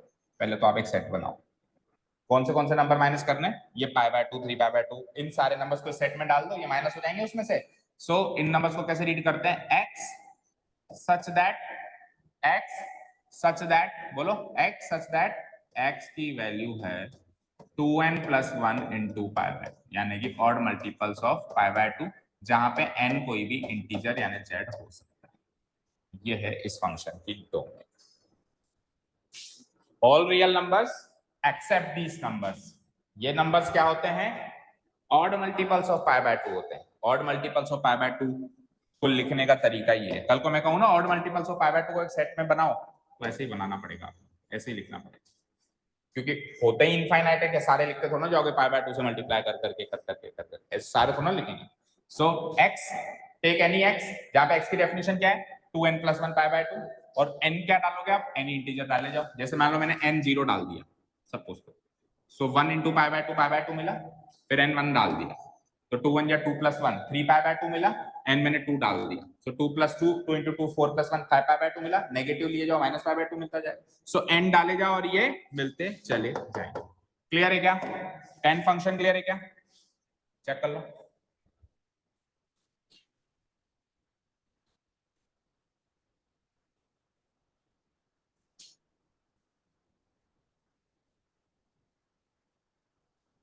ठीक है, क्लियर है?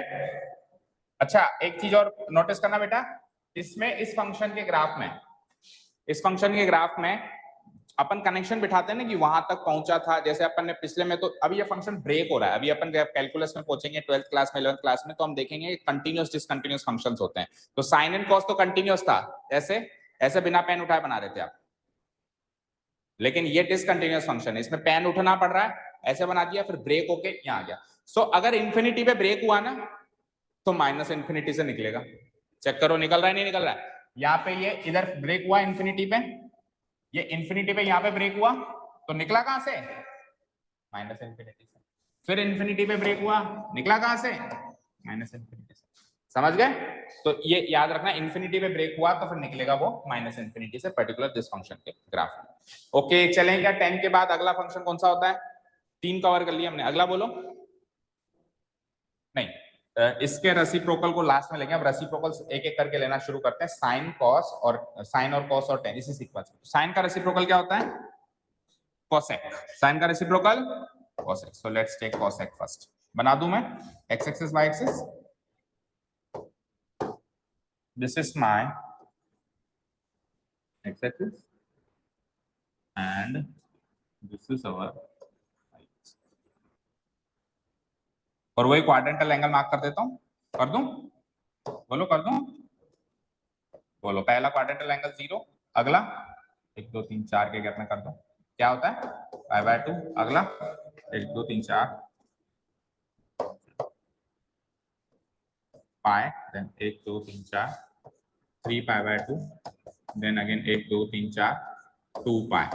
इधर आ जाओ नेगेटिव साइड, 2 3 4 -π/2।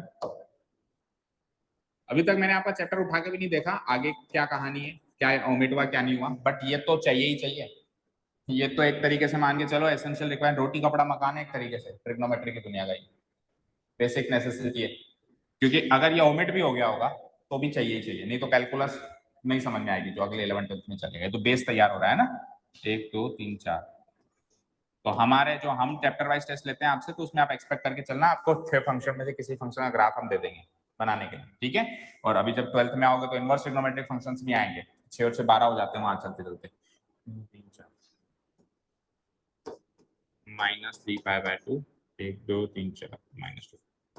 चलो तो हम बनाने जा रहे हैं बेटा y equal to f x equal to y equal to f x equal to cosec x का ग्राफ।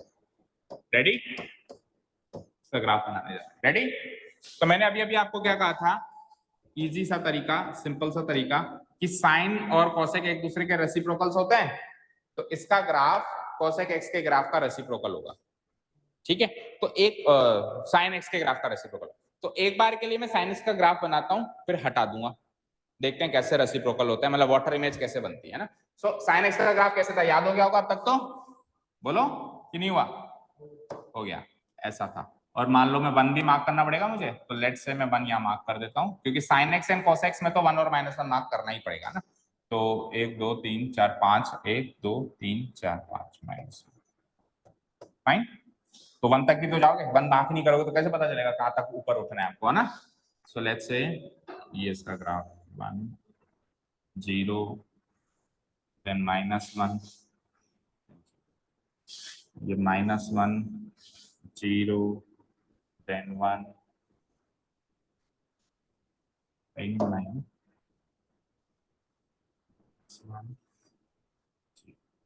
ठीक है, देन 1, ठीक है। तो ये साइन फंक्शन का ग्राफ था। Now let's take reciprocals. तो रेसिप्रोकल लेने का मतलब क्या होता है, वाटर इमेज बनना। क्या बनना? तो मैं ज्यादा नहीं, केवल इस पार्ट की वाटर इमेज बना रहा हूं। किस पार्ट की? पहले मैं 0 से लेके पाए तक की वाटर इमेज बनाने की कोशिश कर रहा हूँ, 180 डिग्री। तो ये था 0 से लेके पाए, ये था। इसको यहां से उठाओ, ऐसे फ्लिप कर दो ऊपर, तो ये ग्राफ 0 से लेके पाए तक का कुछ ऐसे दिखाई, सॉरी इसको टच नहीं करेगा,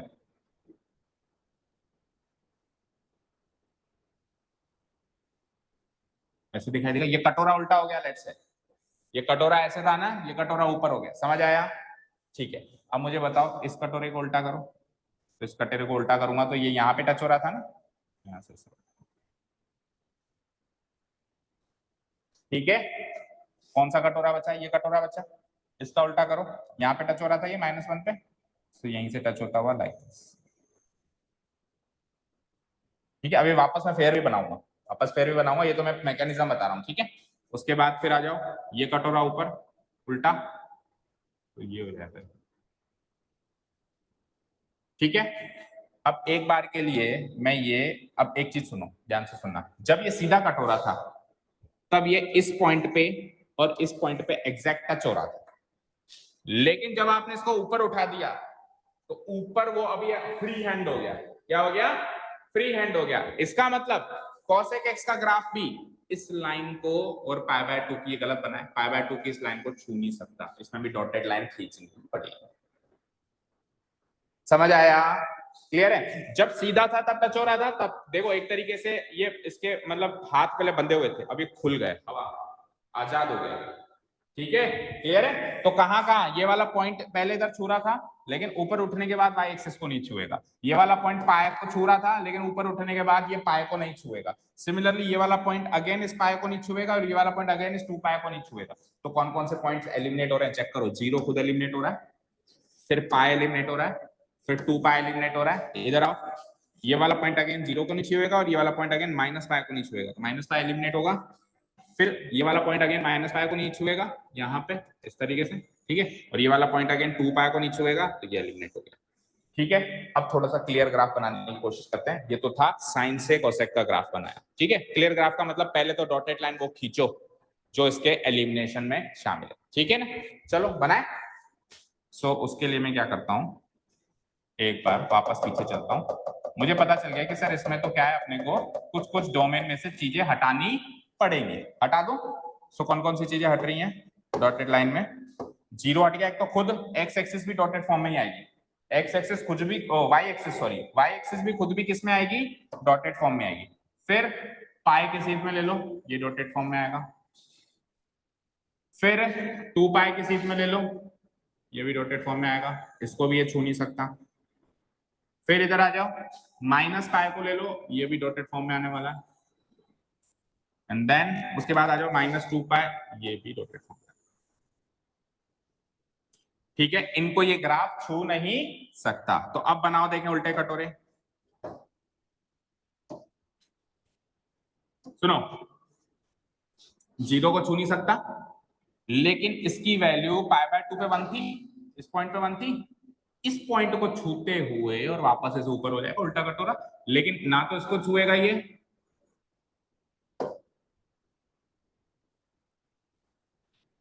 ठीक है, ना ही इसको छुएगा ये, तो ये कैसे जाएगा फिर? ठीक है, इसकी सीध में, जैसे tan फंक्शन का ग्राफ है ना, उसकी सीध में चला जाएगा, लेकिन इसको टच नहीं कर सकता। अब आप खुद चेक कर लो, आपके पास टेबल होगी, cosec पाई या cosec 0 ही देख लो, आपको इनफाइनाइट होता है, चेक करो। cosec 0 इनफाइनाइट होता है नहीं होता है? होता है ना, cosec पाई भी इनफाइनाइट होता है, ठीक है ना। cosec 0 इनफाइनाइट होता है नहीं होता है, बताओ। cosec 0 क्या होता है? sin 0 का उल्टा, रेसिप्रोकल। sin 0 अगर 0 है तो 0 का रेसिप्रोकल इनफाइनाइट होता ही नहीं होता है, ठीक है। चलो इधर कैसे, इधर बताओ कैसे, इस वाले इस 180 डिग्री के गैप में कैसे चल रहा है वो? -1 को छुएगा यहाँ पे, -1 को छुए नहीं, उल्टा तो होगा, लेकिन आखिरी कहां तक जाएगा ना, तो वो साइन का -1 तक आ रहा था ना, तो ये -1 से नीचे गिरेगा, ठीक है। तो ये कुछ ऐसा होगा, और अगेन ये इसको नहीं छू सकता, यहाँ पे इसको नहीं छू सकता, लेकिन याद रखना ये -1 इसके ग्राफ में शामिल है और ये 1 भी इसके ग्राफ में शामिल है, क्योंकि cosec की वैल्यू -1 और 1 हो सकती है। cosec 90 -1, cosec 90 1 होता है ना, cosec π/2 1 होता है, 1 का रेसिप्रोकल 1 ही तो होगा, तो उस पॉइंट को मत भूल जाना, वो तो शामिल है, ठीक है। ओके, इधर आओ, इधर ये ग्राफ कैसे था? साइन का ग्राफ कैसे था? यहाँ पे ऐसे, तो उसका कटोरा उल्टा ऐसे होगा, ठीक है। कहां पे? वही -1 की सीध में, इसको छू नहीं सकता अगेन, एंड अगेन इसको छू नहीं सकता, ठीक है। फिर आ जाओ आप यहाँ पे, तो ये 1 की सीध में आ जाओ, ये 1 पे था, इसको छू नहीं सकता, डन, क्लियर। तो इसकी डोमेन एंड रेंज इस ग्राफ को देख के पता चल रही है क्या? बुक में मत देखो, बुक को तो कर दो बंद, इसकी डोमेन एंड रेंज आपको ग्राफ में देख के पता चली क्या?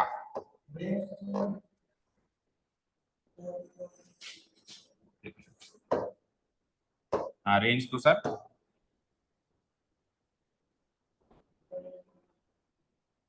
रेंज तो इनफाइनाइट, लेट्स सी, देखते हैं।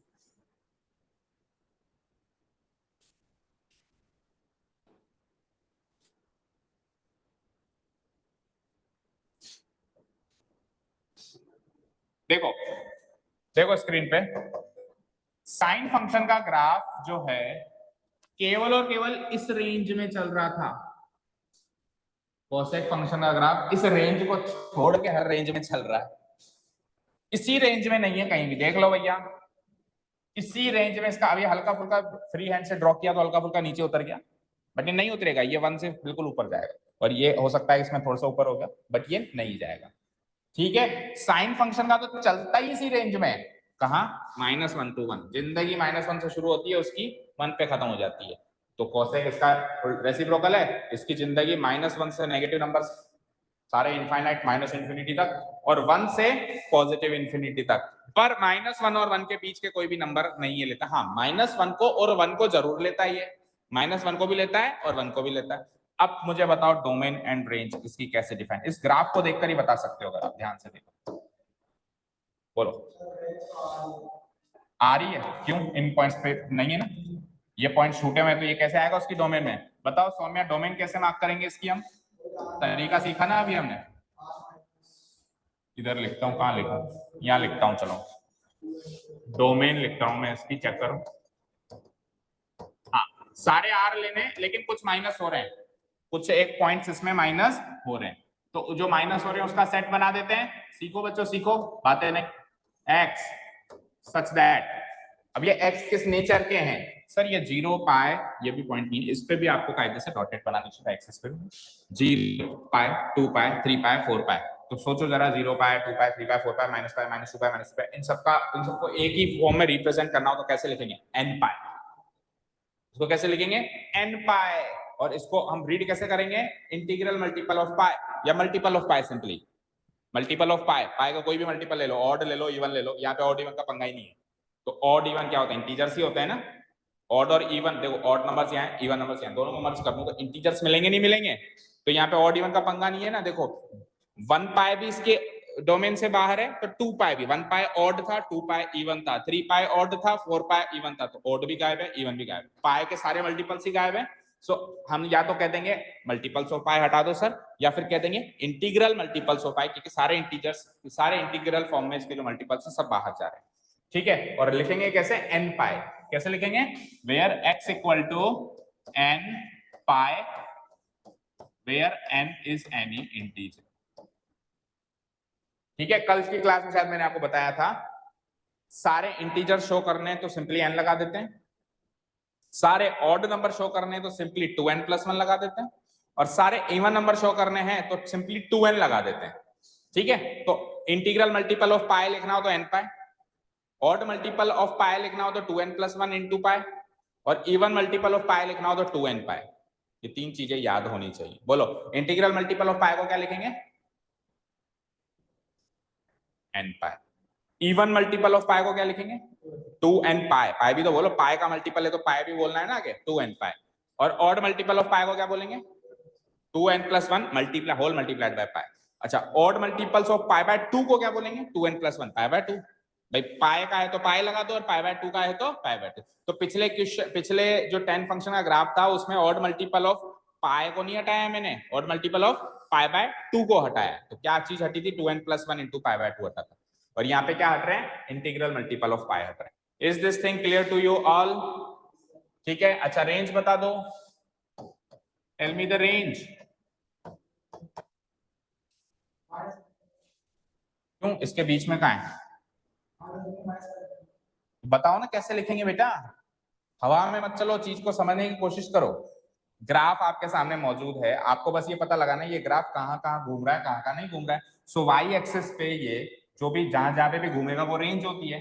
तो वाई एक्सिस पे सर ये 1 और -1 के बीच में इसका नामो निशानी नहीं है, सुपड़ा साफ है बिल्कुल।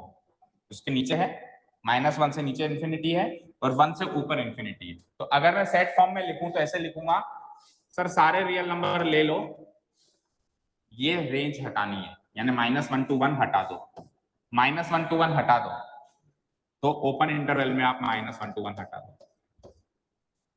क्योंकि अगर मैं क्लोज इंटरवल लगाऊं यहाँ पे तो -1 भी हट जाएगा। अरे -1 नहीं हटता ना, -1 लेना है। और अगर मैं यहाँ पे क्लोज इंटरवल लगाऊं तो 1 भी हट जाएगा। ये जो माइनस के बाद जो चीज लिखते हैं वो हटाते हैं। तो अगर माइनस के बाद मैंने ओपन क्लोज इंटरवल लगा दी तो -1 भी हट जाएगा, लेकिन मुझे -1 नहीं हटाना, मुझे 1 भी नहीं हटाना, तो मैं ओपन इंटरवल -1 to 1 को माइनस कर दूं सारे रियल नंबर्स में से, तो वो उसकी रेंज बनेगी। अच्छा, अगर इनइक्वालिटी फॉर्म में लिखना हो, जैसे मैंने क्या कहा, कई टीचर्स इनइक्वालिटी फॉर्म में लिखवाते हैं या कई बुक्स में दिया हुआ होता है, तो ऐसे लिखूंगा मैं। यहाँ पे तो मैं क्या लिख दूंगा, इसको ही लिख देता हूँ मैं। देखो क्या लिख दूंगा मैं, कि यहाँ पे जो मेरा कौन सा ग्राफ है, ये cosec x का ग्राफ है ना, मैं इधर लिख देता हूँ cosec x varies from, cosec x varies from, बोलो कैसे लिखेंगे?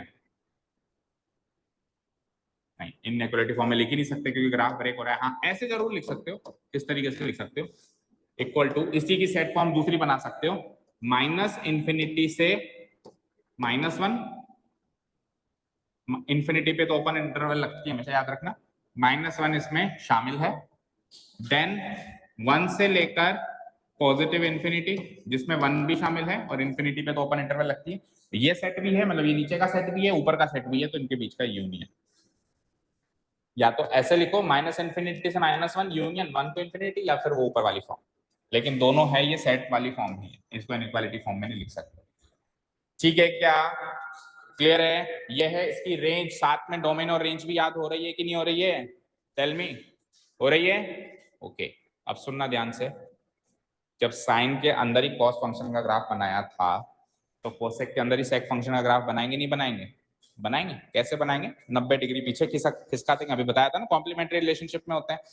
या तो ये जो फंक्शन अभी बना हुआ है इसको 90 डिग्री पीछे खिसका लो, जो अभी बना हुआ है एग्जैक्ट इस पोजीशन में, या फिर माइंड में कोस फंक्शन का ग्राफ सोच के उसके कटोरे उल्टे कर दो, क्योंकि सेक फंक्शन कॉस का तो रेसिप्रोकल है और कोसेक का कॉम्प्लीमेंट्री है। कॉस का तो क्या था, वो याद है ना, 10th क्लास में इमेज याद कराई थी, sine cos tan cosec sec cot, याद है? तो सेक कहाँ आ रहा था? मिडिल में। कॉस के तो नीचे आ रहा था, तो कॉस का तो ये रेसिप्रोकल है, और कोसेक का ये कॉम्प्लीमेंट्री है, तो कॉम्प्लीमेंट्री से जाते हैं तो 90 डिग्री पीछे खिसकाते हैं, और अगर रेसिप्रोकल से आते हैं तो कटोरे उल्टे हो जाते हैं।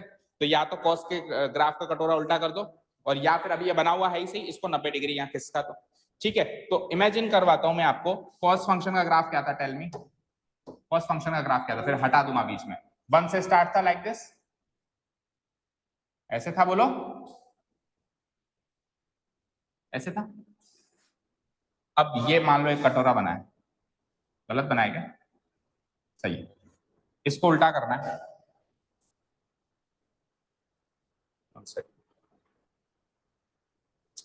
कॉस पाई -1 होता है क्या, चेक करो। कॉस 0 तो 1 होता है, हाँ, कॉस पाई -1 उसका एग्जैक्टली नेगेटिव, बिल्कुल सही है। तो इस कटोरे को उल्टा करो जरा, कैसे करोगे, ये यहाँ पे जाके फिर कहाँ पे टकराएगा, ऐसे टकराएगा, सही नहीं बना रहा हूं मैं, सही है, चलो ठीक है, ठीक है, ऐसे होगा। तो आप कटोरा देखो ऐसे बन रहा है, ये कटोरा बना है, इसका उल्टा करेंगे तो यहां से जस्ट ऊपर फ्लिप हो जाएगा लाइक दिस, हो जाएगा। ये जो कटोरा बना यूं, वो यहां से ऐसे फ्लिप हो जाएगा, ठीक है। तो ये तो था कॉस फंक्शन का उल्टा करे जा रहा हूं, लेकिन मैंने क्या कहा, ज्यादा आसान तरीका है कि कोसेक बना हुआ है ना, 90 डिग्री इसको इधर शिफ्ट कर दो, ठीक है।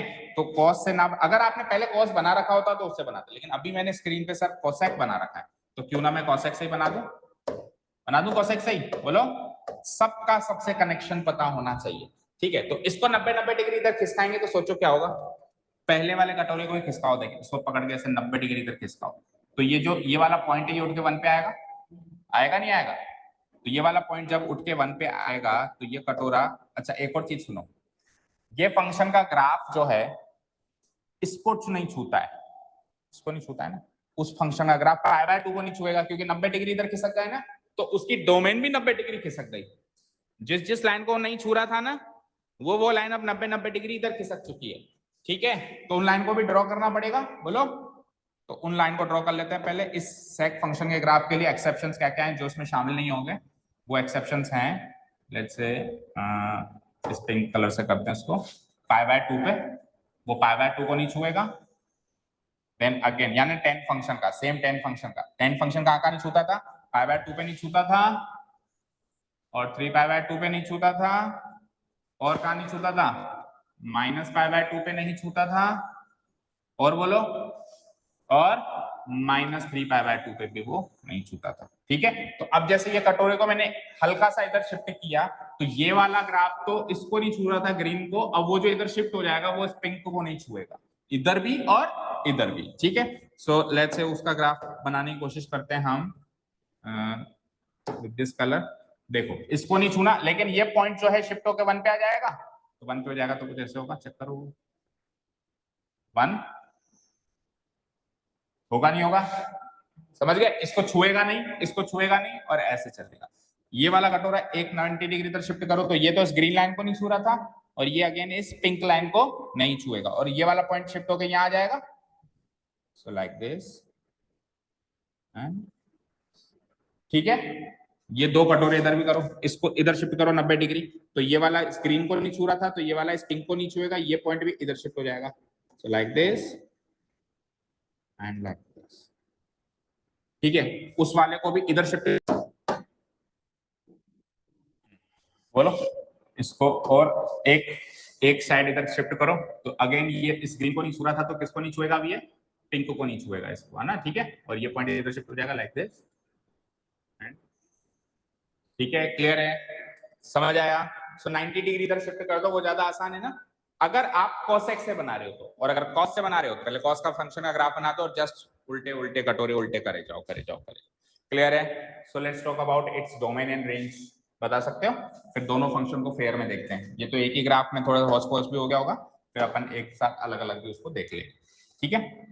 बताओ भाई इसकी domain and range, let's discuss its domain and range. इधर लिख देता हूं, उधर उसकी लिखी है तो इधर इसकी लिख देता हूं। ये फंक्शन क्या है, y equal to fx equal to sec x, ठीक है, y equal to fx equal to sec x। बोलो डोमेन,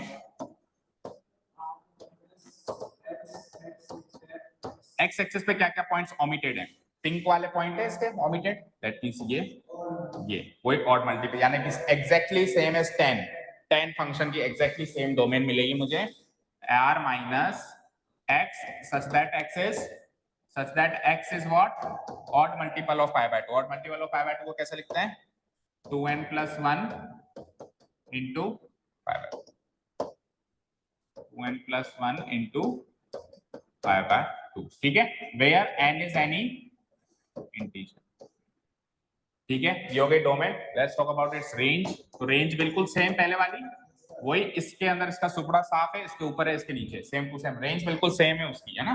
सो रेंज क्या है r minus open interval -1 to 1 हटा दो, या फिर दूसरी फॉर्म में लिखें तो -इंफिनिटी से -1 तक आती है, जिसमें -1 भी शामिल रहता है, यूनियन फिर 1 से शुरू हो जाती है, और पॉजिटिव इंफिनिटी जिसमें 1 भी शामिल है। तो रेंज बिल्कुल दोनों की एग्जैक्टली सेम है, पर डोमेन अलग है। इसमें इंटीग्रल मल्टीपल ऑफ पाई हटाने हैं, उसमें odd multiple of pi by 2 हटाने हैं। और एक हिंट दूं, जब भी आप ट्रिग्नोमेट्रिक फंक्शंस में से कुछ हटाने जाएंगे ना, तो ये दो ही चीजें हटती हैं, या तो पाई बाय 2 के मल्टीपल्स हटते हैं या पाई के मल्टीपल्स हटते हैं। तो या तो n पाई हटेगा या 2n + 1 पाई बाय 2 हटेगा, किसी में क्या हटेगा किसी में क्या हटेगा, लेकिन हटेगा जरूर 4 फंक्शंस में। साइन और कॉस में कुछ नहीं हटेगा, बाकी चारों में कुछ ना कुछ हटेगा, बाकी चारों में कुछ ना कुछ क्यों हटेगा, एक छोटा सा हिंट याद करने के लिए, क्योंकि बाकी के चारों फंक्शंस जो हैं समथिंग बाय समथिंग से मिलते हैं। tan मिलता है sin बाय cos से, cosec मिलता है 1 बाय sin से, sec मिलता है 1 बाय cos से, और cot मिलता है cos बाय sin से। तो अगर डिनोमिनेटर कुछ है तो डिनोमिनेटर 0 नहीं होना चाहिए ना, तो डिनोमिनेटर 0 कहां नहीं होना चाहिए, वो पॉइंट्स तो हमको हटाने ही पड़ेंगे, हटाने पड़ेंगे ना, इसीलिए कुछ ना कुछ तो हटेगा ही हटेगा। चले फाइनल फंक्शन पे, बोलो फाइनल फंक्शन किसका अपोजिट होगा, रेसिप्रोकल तो 10 का होगा, और कॉम्प्लीमेंट्री भी 10 का होगा, इसलिए कंफ्यूजन है। तो वाटर इमेज भी 10 की बनानी है, और 90 डिग्री भी 10 को ही खिसकाना है, तो क्या करूंगा मैं, ऐसा सोचने वाली बात है। वाटर इमेज भी 10 की बनानी है, और 90 डिग्री भी उसी को खिसकाना है, ठीक है, चलो बनाना स्टार्ट करें। सो this is the final graph among the 6 trigonometric functions graph, फिर आपके 6 फंक्शंस का ग्राफ कंप्लीट। नेक्स्ट पेज पे बनाते हैं, वही x axis y axis. First of all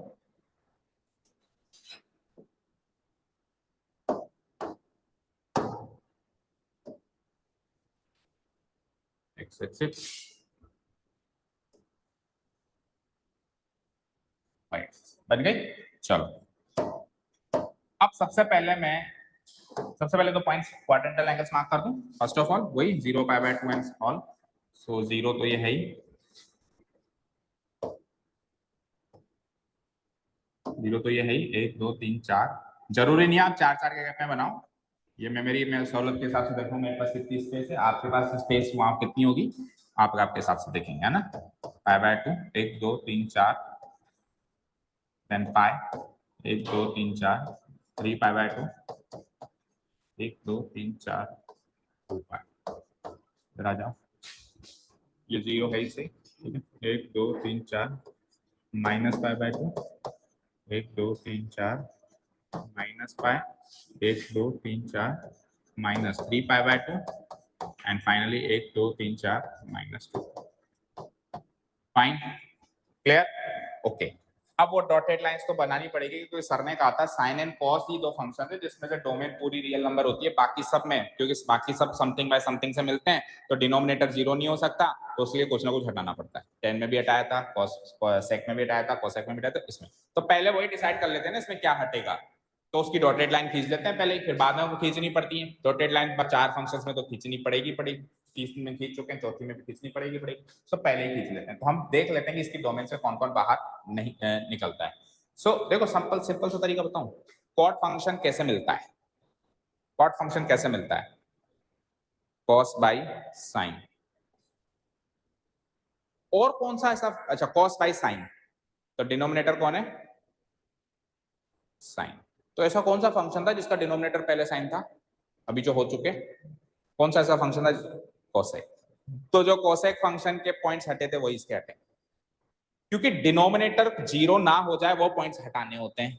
उसका डिनोमिनेटर भी sin x था, इसका डिनोमिनेटर भी sin x है, तो उधर जो पॉइंट्स हटे थे इधर भी वही पॉइंट्स हटेंगे, उसके पॉइंट्स हटे थे कौन से वाले, साइन एक्स को जीरो ना बनाने के लिए कौन से पॉइंट्स हटे थे, integral odd multiple of pi by 2 हटे थे, odd multiple of pi by 2 हटे थे, पाई बाय 2 3 पाई बाय 2, तो इधर भी वही हटेंगे odd multiple of pi by 2, वही हटेंगे क्या, एक मिनट, साइन के तो इंटीग्रल मल्टीपल ऑफ पाई हटे थे, कोसेक के क्या हटे थे, इंटीग्रल मल्टीपल ऑफ पाई हटे थे, एन पाई हटा था सॉरी, क्योंकि साइन जो है जीरो कहाँ कहाँ होता है, हाँ सही है, साइन जीरो कहाँ कहाँ होता है खुद ही सोच लो ना, डिनोमिनेटर में साइन एक्स आ रहा है, साइन एक्स को जीरो नहीं करना है, तो साइन एक्स जीरो होता कहाँ का है, 0 पाई 2 पाई 3 पाई 4 पाई 5, तो एन पाई वाले हटेंगे, एन पाई वाले हटेंगे, ठीक है, ओके, सो एन पाई वाले हटेंगे, तो first of all let's draw the dotted line n pi, तो एक तो खुद वाई एक्सिस पे ही होगी, एक फिर पाई पे होगी, पहले ही डॉटेड लाइन बना दिया थोड़ा ना, एक फिर 2 पाई पे होगी,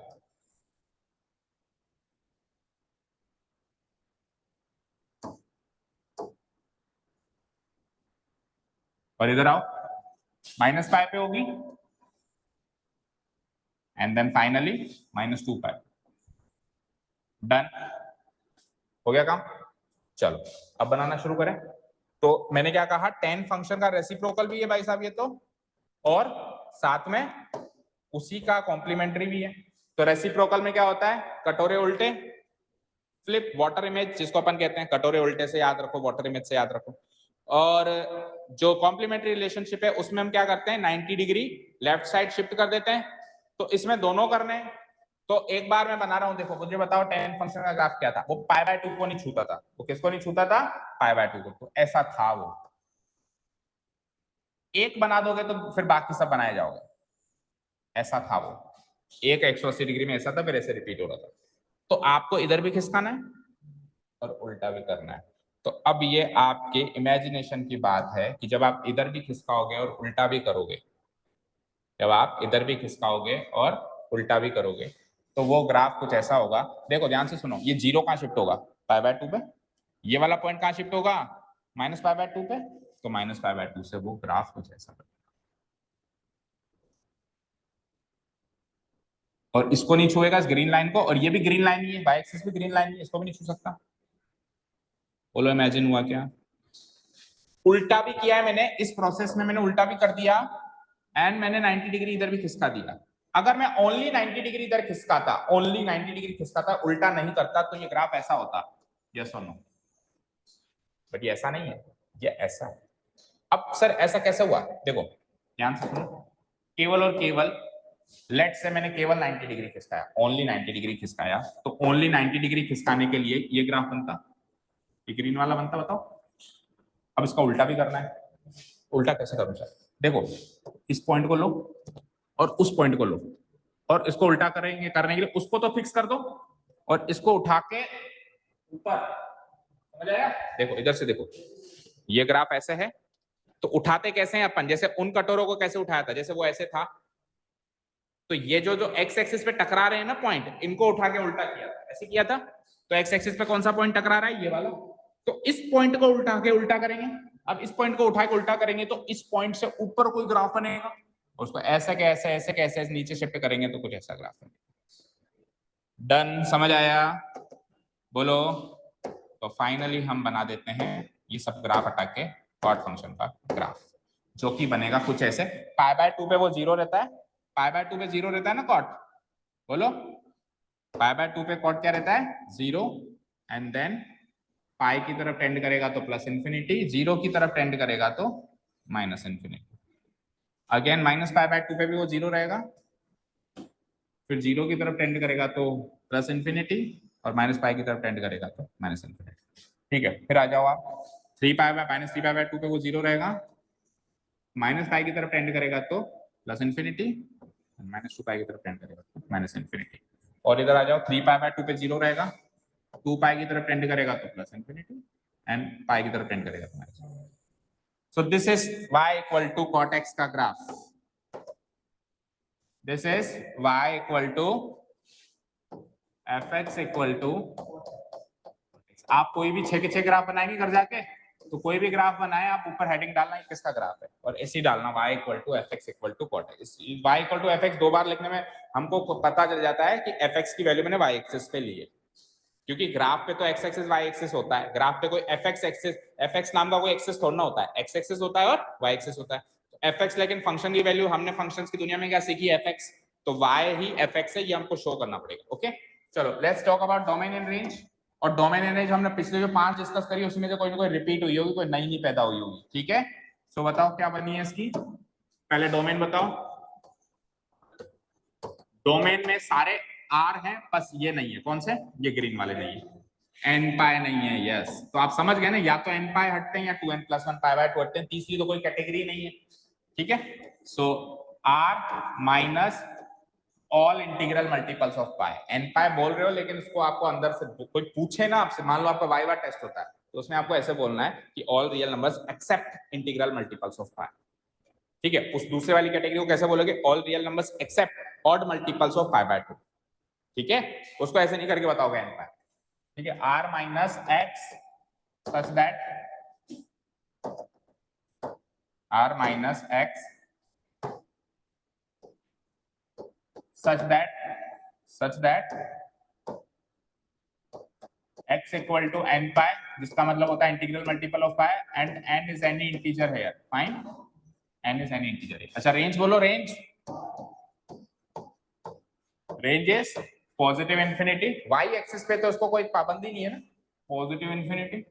देखो 0 1 2 3 4 5 6 7 8 9 10 11 12 लाखों करोड़ों तक पहुंच गया, नेगेटिव में भी करोड़ों लाखों तक पहुंच गया। ठीक है, सो या तो लिख लो एनी रियल नंबर, और या फिर अगर आप सेट फॉर्म में लिखना चाहो तो minus infinity two plus infinity. ठीक है, minus infinity two plus infinity. तो क्लियर है 6 फंक्शंस के ग्राफ। अब क्या करना है, अब हमको एक ऐसी टेबल तैयार करनी है जिसमें 6 फंक्शन के डोमेन और रेंज लिखी हुई हो। ठीक है, क्लियर है। अच्छा उस शीट को तो हमने उसके बाद खोल के नहीं देखा, 10 फंक्शन के बाद इसको खोल के देखते हैं। देखो 10 के बाद अगला कौन सा है, कोसेक, इधर भी देखते जाओ, कुछ एक्स्ट्रा इन्फॉर्मेशन मिल जाए क्या बता। ये तो था 10, ये है कोसिकेंट, इसका नाम क्या है पूरा, कोसिकेंट फंक्शन। ये इसकी डोमेन थी r माइनस दिस, और ये एरो लग गया ना, तो एरो के बाद जो भी आ रहा है वो उसकी रेंज है, ये r माइनस माइनस 1 2 इधर देखो इधर। ठीक है, ये इसका ग्राफ है, ये इसका ग्राफ है, सिंगल ग्राफ है ये इसका, है ना, हमने उसमें मिक्स में बनाया था, ये इसका सिंगल ग्राफ है, आपको नोट्स के अंदर सिंगल ही बनाना है। फिर आ जाओ सेकेंड फंक्शन, ये इसकी डोमेन थी, odd multiples of pi by 2 हट जाते हैं इसमें से, और रेंज क्या है वही -1 to 1 नहीं है शामिल, बाकी सब शामिल है, मतलब बीच का सुपड़ा साफ था, याद है ना। और लास्ट इज कॉट फंक्शन के ग्राफ,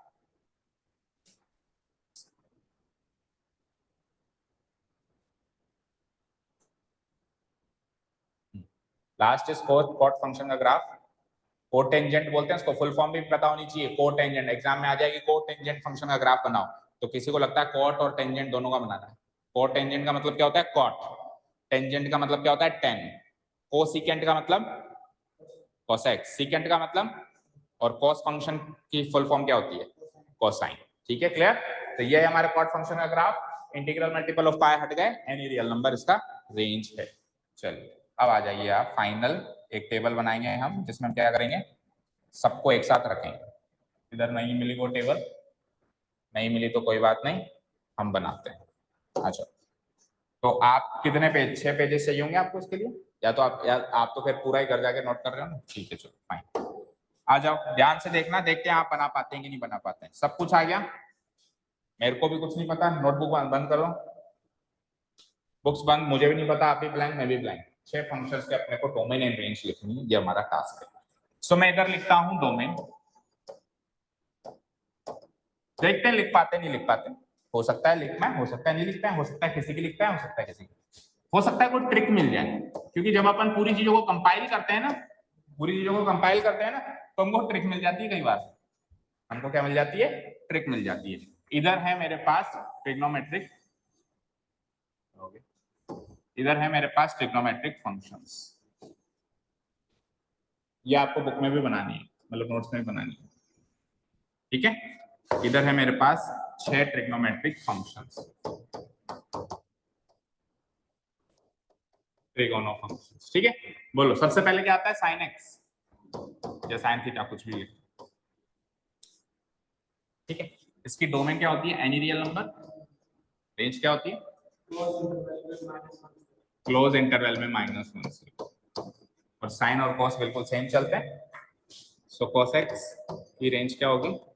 कोई real number and close interval में -1। कोई डाउट? नो। ठीक है, cos x के बाद आ जाओ tan x। sin cos tan, ऐसे तो सीखा है, sin cos tan। Okay, tan function की बोलो डोमेन बोलो। इसके अंदर इंटीग्रल मल्टीपल्स ऑफ π/2 माइनस हो जाते हैं। हाँ लकी बोलो, इसके डोमेन क्या होगी? इंटीग्रल मल्टीपल्स ऑफ π/2 को आपको माइनस करना पड़ेगा। x equal to 2n + 1 multiplied by π/2 multiplied by π/2 where n is any integer. ये पूरा क्लोज ब्रैकेट। ठीक है, ये हो गया इसकी डोमेन। रेंज की बात करते हैं तो एनी रियल नंबर, या फिर ऐसे भी लिख सकते हो या फिर ऐसे भी लिख सकते हो, -∞ टू +∞। ठीक है, ओके फाइन। अब इनके रेसिप्रोकल्स की बात करें।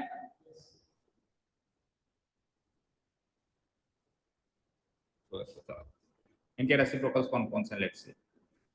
तो साइन का रेसिप्रोकल कौन है? कोसेक।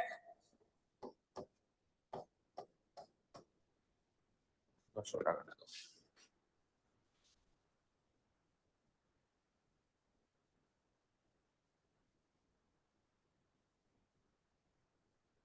चलो, साइन का रेसिप्रोकल कौन है? Cosec x. अब रेसिप्रोकल की बात करें, सुनना ध्यान से। तो इसकी डोमेन क्या होगी? इसकी डोमेन में से कुछ, अब बाकी चार फंक्शन की डोमेन में से कुछ ना कुछ तो जाएगा। जैसे 10, इसमें तो कुछ नहीं गया, इसमें कुछ गया, इसमें भी कुछ जाएगा, इसमें भी कुछ जाएगा, इसमें भी कुछ जाएगा, जाएगा तो सही। ओके, कोसेक फंक्शन की डोमेन में से क्या क्या जाएगा बताओ? जब जब, कोसेक का मतलब क्या होता है? 1/sin। तो जब जब साइन 0 होगा वो हटाना पड़ेगा। तो साइन 0 कब होता है? इंटीग्रल मल्टीपल ऑफ पाई पे साइन 0 होता है, तो वो हटाना पड़ेगा। यानी कि any real number minus integral multiple of pi, जिसको अपन x equal to n pi से डिनोट कराते हैं, where n is any integer. है ना? और इधर आओ, इसकी जो रेंज है, जो साइन की रेंज थी ना, उसके अलावा बाकी सब कुछ, तो r माइनस ये ओपन इंटरवल में माइनस कर दो आप, -1 to 1। डन। r माइनस ये ओपन इंटरवल में माइनस कर दो, -1 to 1। और या फिर अगर आपको दूसरी फॉर्म में लिखना है तो कैसे लिखोगे? -∞ से -1 को शामिल करो, यूनियन फिर 1 से पॉजिटिव। ऐसे भी लिख सकते हो, ऐसे भी लिख सकते हो। चलो, कोसेक के बाद आ जाओ, अगला क्या है? सेक। वो किसका रेसिप्रोकल है? कॉस का रेसिप्रोकल है। तो कॉस जहां जहां पे 0 होगा वो हटाना पड़ेगा। ये साइन का रेसिप्रोकल था ना, तो साइन जहां जहां पे 0 होगा तो वो हटाना पड़ेगा। ये कॉस है क्या? कॉस का, अब कॉस कहां 0 होता है? ऑड मल्टीपल ऑफ π/2 पे वो 0 होता है। इस क्वाड्रेंटल एंगल ऊपर नीचे पे वो 0 होता है, और साइन क्वाड्रेंटल एंगल जिस पे 0 होता है। 0 π 2 π 3 π 4 π 5 π 6 π। और कॉस कहां 0 होता है? π/2 3 π/2 5π/2 7π/2, या माइनस में जाओ -π/2। ठीक है, सो ऑड मल्टीपल्स ऑफ π/2 हटाने पड़ेंगे। सो क्या हो जाएगा? r minus odd multiple of π/2, यानी वही 10 वाली गणित, ये कॉपी पेस्ट हो जाएगी 10 वाली गणित, x such that x equal to odd multiple of π/2 where n is any integer. ठीक है, और इसकी रेंज बताओ, वही कॉस वाली रेंज चलेगी, बस वो हटा दो, यानी सेम कॉपी पेस्ट ऊपर वाली सेम, r माइनस ये r माइनस -1 to 1, या फिर इस फॉर्म में लिखना चाहो तो सेम ऐसे ही, -∞ से -1 आ जाओ, जिसमें -1 भी शामिल होगा और फिर 1 भी शामिल होगा, और +∞ इस फॉर्म में लिखो या इस फॉर्म में। अब फाइनली क्या है मेरे पास? cot x। ये किसका रेसिप्रोकल था साहब? 10 का। या फिर ऐसे सोचो, किसको किससे डिवाइड करके मिलता है? ये cos बाय sin। तो sin 0 नहीं हो सकता, डिनोमिनेटर 0 नहीं हो सकता। sin 0 कहां होता था? x axis, integral multiple of pi पे वो 0 होता था। So r minus x such that x equal to n pi where n is any integer. Okay fine. And range, range बताओ, सेम टू सेम 10 वाली, r और -∞। आप domain पे नजर डालो,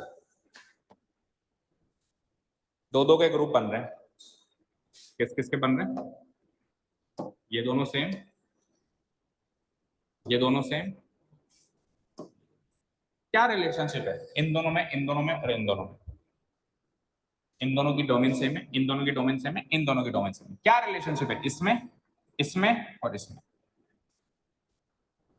वो क्या ना, तो क्या tan और sec, tan और sec और cosec और cot, हाँ था तो सही, सही कह रहे हो, सही कह रहे हो, यानी कि आइडेंटिटी, साइन और cos की आइडेंटिटी होती है, देन tan और sec की आइडेंटिटी होती है, और cosec और cot की आइडेंटिटी। ये तो हो गया एक तरीका। दूसरा तरीका एक और है, देखो उसमें तो वैसे भी कोई पाबंदी नहीं थी, tan का और sec का डिनोमिनेटर सेम होता है, यस और no. So d for denominator same, d for domain same, याद हुआ, d for denominator same, simple सा लॉजिक है, डिनोमिनेटर सेम तो डोमेन भी सेम, dt। साइन और cos की डिनोमिनेटर होती है 1, sin x को sin x by 1 लिखेंगे, cos x को cos x by 1, denominator same हुई तो दोनों की डोमेन सेम हुई। देन आ जाओ tan और sec की डोमेन, डिनोमिनेटर क्या है, tan को क्या लिखते हैं अपन 1 by sin, और नहीं tan को अपन क्या लिखते हैं sin by cos, और sec को क्या लिखते हैं 1 by cos, तो दोनों के नीचे cos cos, तो डिनोमिनेटर सेम, देख लो भैया दोनों की डोमेन सेम। ओके इधर आओ, cosec और cot की denominator same, 1 by sin cos by sin, sin sin denominator same domain same, तो जिसकी डिनोमिनेटर सेम उसकी डोमेन सेम। तीन कैटेगरीज बन रही हैं, तीन कैटेगरीज के दो दो पेयर बन रहे हैं, जिसकी डोमेन सेम, जिसकी डिनोमिनेटर सेम, उसकी डोमेन सेम, याद हुआ। अब रेंज की बात करें, अब रेंज की बात करें, इधर भी तीन कैटेगरी बन रही है, चेक कर लो, सेम, ये दोनों सेम, और ये दोनों सेम। इसमें क्या रिलेशनशिप है रेंज में, बताओ रेंज में क्या पकड़ा, रेंज में ये दोनों सेम हो रहे हैं, ये दोनों सेम हो रहे हैं, और ये दोनों सेम, ये तो बहुत सरल है सोचना, कॉम्प्लीमेंट्री रिलेशनशिप 90 माइनस थीटा वाला, साइन और कोस का होता है, देन कोसेक और सेक का होता है, और then tan 90 minus theta cot theta होता है। सो जिसकी कॉम्प्लीमेंट्री रिलेशन सेम है उसकी रेंज सेम है, जिसकी कॉम्प्लीमेंट्री रिलेशनशिप सेम है उसकी, इसमें भी तीन कैटेगरीज बन रही है। सो तीन कैटेगरीज ही डोमेन में है, तीन कैटेगरीज ही रेंज में, किसकी सेम होती है किसकी नहीं होती है वो याद रखना पड़ेगा। Is this clear to all, सबको बोलो सौम्या समझ आया, 6 ट्रिग्नोमेट्रिक फंक्शंस की रेंज, डोमेन, ग्राफ, तीन चीजें क्लियर है। कल छोटा सा टेस्ट ले लें इस टॉपिक पे, ओनली दिस टॉपिक। एक्सरसाइज में क्या अभी खोल के नहीं देखा, आप देखेंगे। अब एक्सरसाइज आपको यूं लगेगी जैसे आप नर्सरी क्लास में बैठे हो, अपन ने बहुत बहुत अंतरिक्ष वाली चीज पढ़ ली, अब तो जमीन वाली चीज देखनी है, बहुत ही सरल लगेगी, ठीक है, विद इन एक दिन खत्म हो जाएगी। पहले तो बताओ ये जो पढ़ा है वो समझ में आया अच्छे से। कल इस पार्ट का टेस्ट ले लें, केवल इस पार्ट का, किसी की ग्राफ बना के बताओ, किसी की डोमेन, ओरल, खड़े होते खड़े हो जाओ, सेक की डोमेन बताओ, कॉट की रेंज बताओ, ठीक है ना, कुछ नहीं है, 10-20 बार इसकी रीडिंग मारनी है, 5-10 बार सबके ग्राफ बनाने, अपने आप आ जाएगा, आज बैठ के करना है काम। एक बार तो अभी आप नोट्स में नोट डाउन करोगे तब बनाओगे, और रफली 4-5 बार और बना लो सबके ग्राफ डोमेन पे, ठीक है, चल जाओ। Thank you so much for listening to us, have a nice day, keep learning and bye.